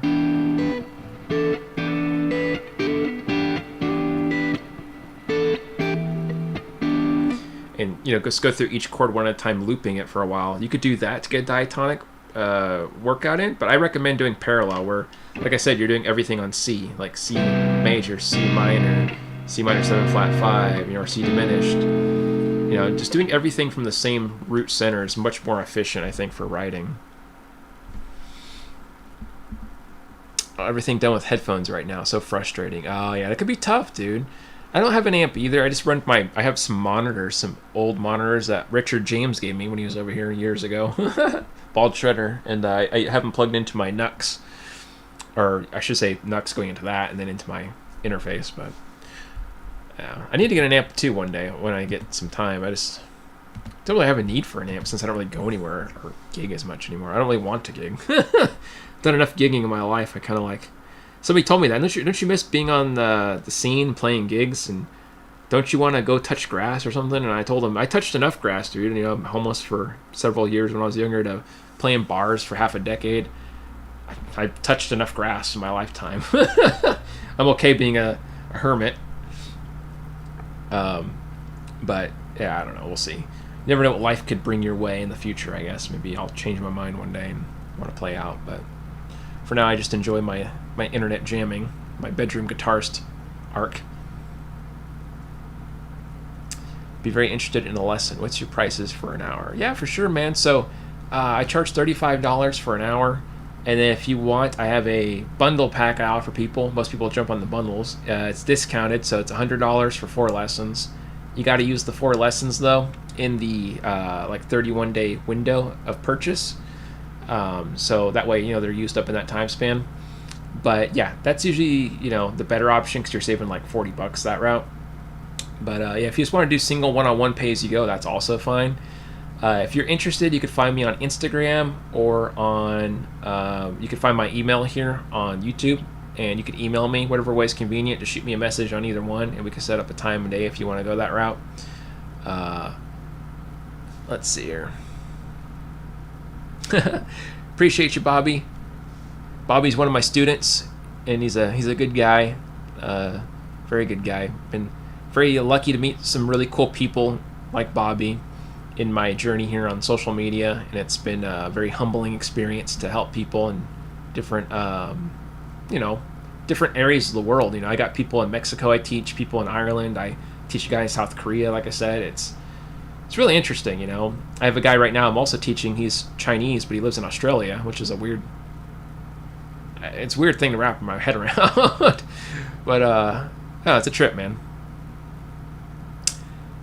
Oh, totally, dude. Yeah, if I got to see you, like, one-on-one, and, I got to see exactly what you're doing and what you're thinking, and we got to talk one-on-one with each other, I could probably clear it up in less time than that. Not to toot my own horn, but I think we could clear it up probably even in half an hour with some time to spare to digest it, hopefully.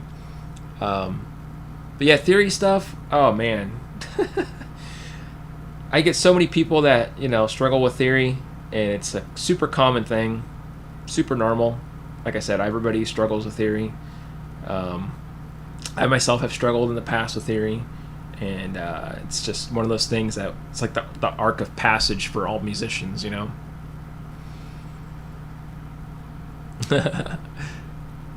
Yep, good old Mitch, man. What's up, Alves? How you doing? Good to see you. Hope you guys are doing well out there, by the way. It's 8:30 p.m. my time. I'll probably be here in another 20 minutes or so, just chit-chatting with you guys.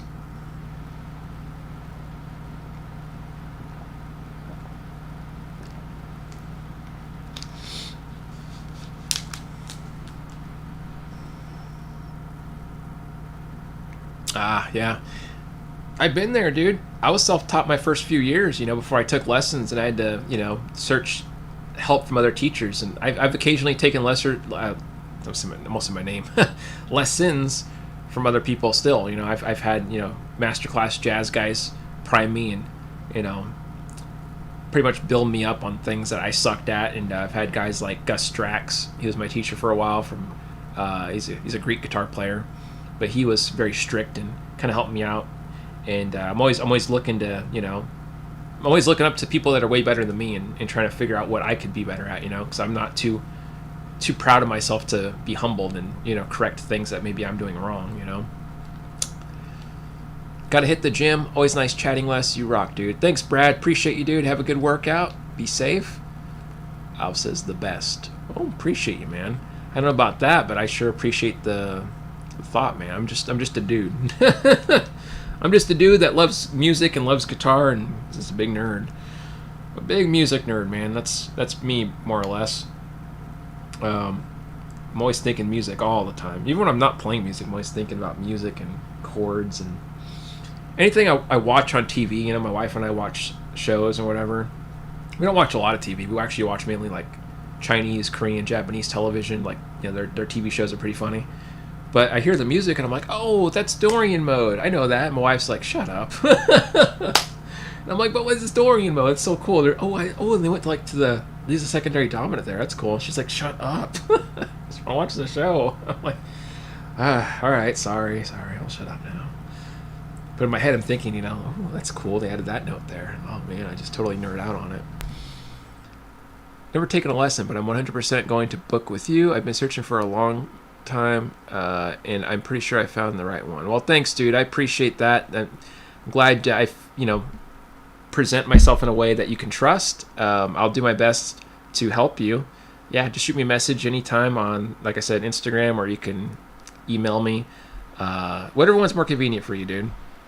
But yeah, be happy to help you out, dude. Like I said, I've been in your shoes, so you're not alone, man. I think there's more guitar players that can relate to you than you'd imagine. You know, there's a lot of guys out there, especially nowadays, that are self-taught. So we have, online videos, we have books, we have tabs, we have all this stuff people are self-educating with, which is a good thing. We have self-education, but it can be hard because, there's too much education sometimes, and some of it overlaps and contradicts the other stuff, and then you're stuck in well, am I doing the right thing? Am I watching the right video? And then you have to apply it yourself. You can't ask somebody because there's you can't talk to a video. Well, I mean, in this one you can because I'm live, but you know what I mean. It can be a mess, man. It really can be. So, yep, that goes for everybody watching, by the way. Don't feel like you're alone in your journey. I don't play with my pinky. Actually, I do. I just don't use it for this part up the neck. So, unless I'm doing a big stretch, up here, I don't use my pinky. I can use it there. But if I'm doing this, it hurts my hand, so I don't do that. But over here, I totally use it because...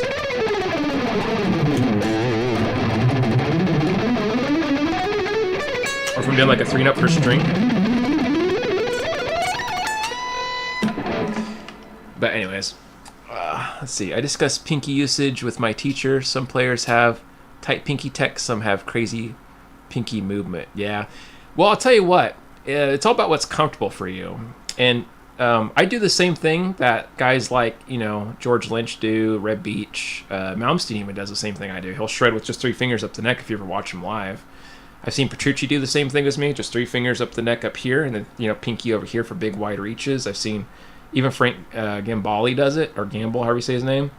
So, I mean, it's not a me thing. It's a lot of guys that are, legends that do the same thing I do. So it's not too crazy if you actually watch their hands. But, yeah. Unless you're doing big, stretchy things, like I said, I have no interest, or I'm doing jazzy stuff. If I'm doing stuff like this, then I'll totally use my...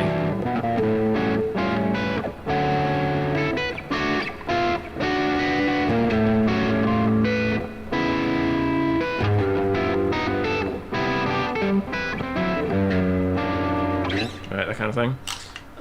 But you always see them, switching fingers up. I've seen Malmsteen straight up do just 3 fingers up the neck like that, and then he'll do the pinky over here, right? Or if you see, like I said, Frank Gamble, if you look at Chop Builder, he'll do just 3 fingers up the neck over here, and these guys over there.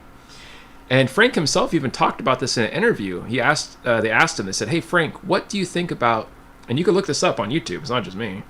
But he says that there's no definitive finger pattern. He doesn't believe in that. He says it's whatever's comfortable to you. You can use 1, 2, 4. He didn't really care, or he just could have been lazy and didn't want to teach anyone. He's just whatever you want to do. I don't want to mess with it. But yeah, you can find video of even Sinister Gates. People love him. He uses just 3 fingers up the neck over here. Yeah, totally. Same, man. Same. I'm glad you can relate. Yeah, there's a lot of people that talk smack about the pinky usage I do, but they can't play nearly any of the stuff I can play, so that's kind of funny. And that's not a diss towards you, K-On Doomer. I'm just saying a lot of people don't play at my level, and they criticize me for the pinky, which is funny, because I use it all the time. Just for this kind of stretchy stuff. But But like I said, it's not just a me thing. A lot of greats do it. So if you're talking smack to me, then you're talking smack to Sinister Gates and whoever else. Which is kind of funny. But anyways, having said that, and I only say that because I get that comment every day on my Instagram and stuff. Well, actually TikTok more than Instagram, but sometimes Instagram too. What is it? Oh, sorry, I'm closing this ad here. That's not what I wanted. OBS is always trying to update me during my streams. Like, do you want to update? I'm like, not right now. I'm kind of in a stream, man. All right, there we go. I've been putting it off though for a while, so I guess it's kind of my own fault because it's been telling me for like 2 months to update, and I haven't done it yet.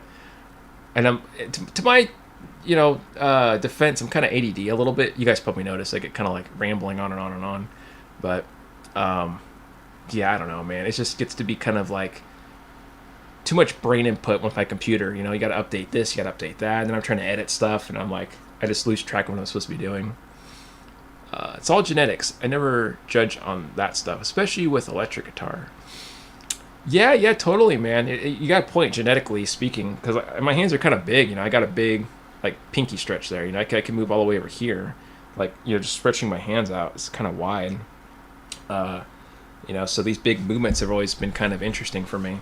Or, you know, doing certain voice things I like to do, like stuff like that. You know, where you're kind of jumping. I like doing that a lot. It's kind of fun. Or if you're doing like these certain chromatic lines, you kind of have to do pinky. Like even if you're down here, because right.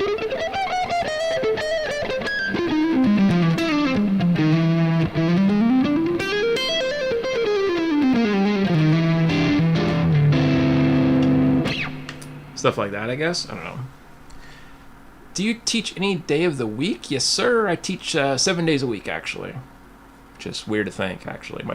My days go so slow, I feel like an old man sometimes. Look at that pinky stretch.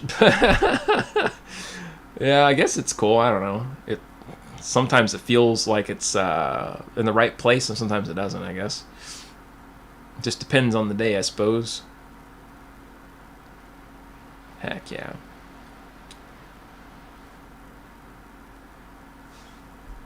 Move that down a bit. What did I do here? Sorry, give me just a second. I don't know what I did. Knocked myself out of this. Appreciate. No, I'm going to do that. Okay, we're good. Sorry, I had to make sure I was on the same screen here because I jacked myself up. You have short, fat fingers. Oh my goodness. Well, I think we all have fat fingers to some degree. I have fat a lot of things, actually, when you think about it. I need to work out more. That would be helpful, I think. Get a little bit more in shape, man.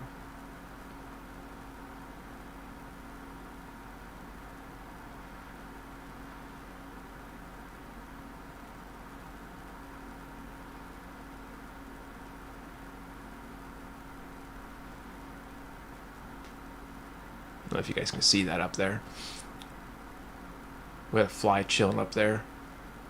He was having a good time tormenting me today, flying around at me. I heard hearing him bzz, bzz. I don't know if you guys heard that on my microphone here. It's right next to the camera, so wasn't sure if you're hearing the little zoomies past it going zzz, zzz. Yes, sir. My email is accessible through YouTube. You can go ahead and just shoot me a message on there, and I will get back to you as soon as possible, man. Heck yeah, I'll be happy to help you out, man. Should be exciting. Get you walking through some cool jams. But yeah, the email is on the bottom of our page here. So like right where the underneath is, you should see the email right underneath.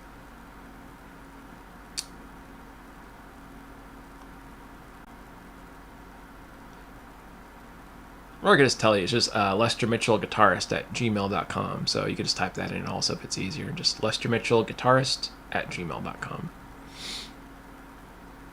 Yeah, it was a big one. You got that right, man. Good ear. It's a fat old dude. It keeps going around and it's distracting me because it like almost bumps into my head. I kept hearing zzz, zzz. Everything was fine until earlier. I had the door open for a minute and the fly flew in, man, and I was like, oh, come on.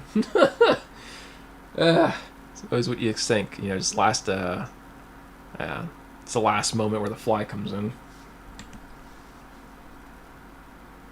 I need to get my hands more stretched out, man. They always get kind of cold. I don't know about you guys, if your hands ever get cold and, like, tightened up. I need to relax them more and, like, put some heat to them because they get kind of stiff. Which is kind of my own fault, I guess, since I'm always playing a lot. Let's see here. Probably going to head out of here in a little bit, so I'm going to put that down for now. Can you remember that? Heck yeah, dude. I try not to make my stuff too complicated, because some people have some crazy emails, you know? They get really wild, long emails like, oh, 1-800-771-1080, whatever. And I'm like, no way. Not for me, man.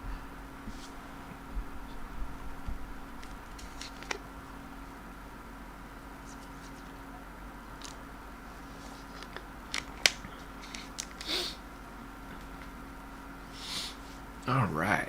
Heck yeah. Got hydrated. Feeling pretty good. Yeah, there's a lot of crazy stuff out there to watch, man. I always get interested in these random content creators. There's a guy on there that makes, like, I guess southern food. I don't eat a lot of southern food. I never have. I live in California, you know, so we don't have that here. But this dude makes, like, I guess, like, alligator soup and stuff, and he has, like, these big pots, and he always talks with, like, a little bit of an accent. He always says, dude. He always says, dude. You get yourself some gator, dude. And he flips the gators up in there, and I'm like, damn, he's a big old buff guy, too, you know. You could tell he's not, no slouch, man. He's pretty ripped. But he's all picking up, you know, alligators or whatever they are by the neck, and I'm like, Jesus. It's pretty wild to watch. Some of these guys on the internet are really entertaining. I'll give them that. But anyways, I'll head out of here in a minute. Hopefully this wasn't too boring for you guys. Hopefully. We've been here for the 2-hour mark at least, so we got a little bit of time in to chit chat.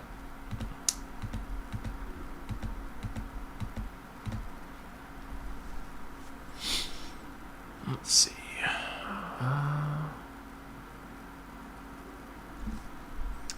All right, headed home from eating Chili's, old timer with cheese. 3 for me. Gonna practice over that parallel GP file. Heck yeah, dude. Get some good practice in and let me know how it goes, man. Hopefully it'll go well for you. Just let me know. Should be exciting. Heck yeah.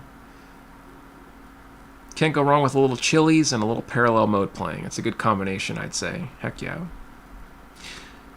But cool deal. I'm going to head out of here myself because I got to make some food and all that because I'm kind of a boring guy in that way. But yeah, so let me know what you guys got going on. Thanks for coming to hang out and chit chat with me. It's been a fun little live stream. It's always fun to hang out with you guys, you know, just BS and jam and chat about random stuff. But yeah, super cool. Thank you guys so much for hanging out with me. Hopefully you'll have a good rest of your Friday. And yeah, stay safe, guys. Be happy, be healthy, enjoy yourselves, and I'll most likely see you either tomorrow in TikTok's live stream, or I'll see you next, next Friday, I guess. So either one, we'll see you then. Cool. Thank you guys for hanging out, and I will see you guys next time. Peace, dudes.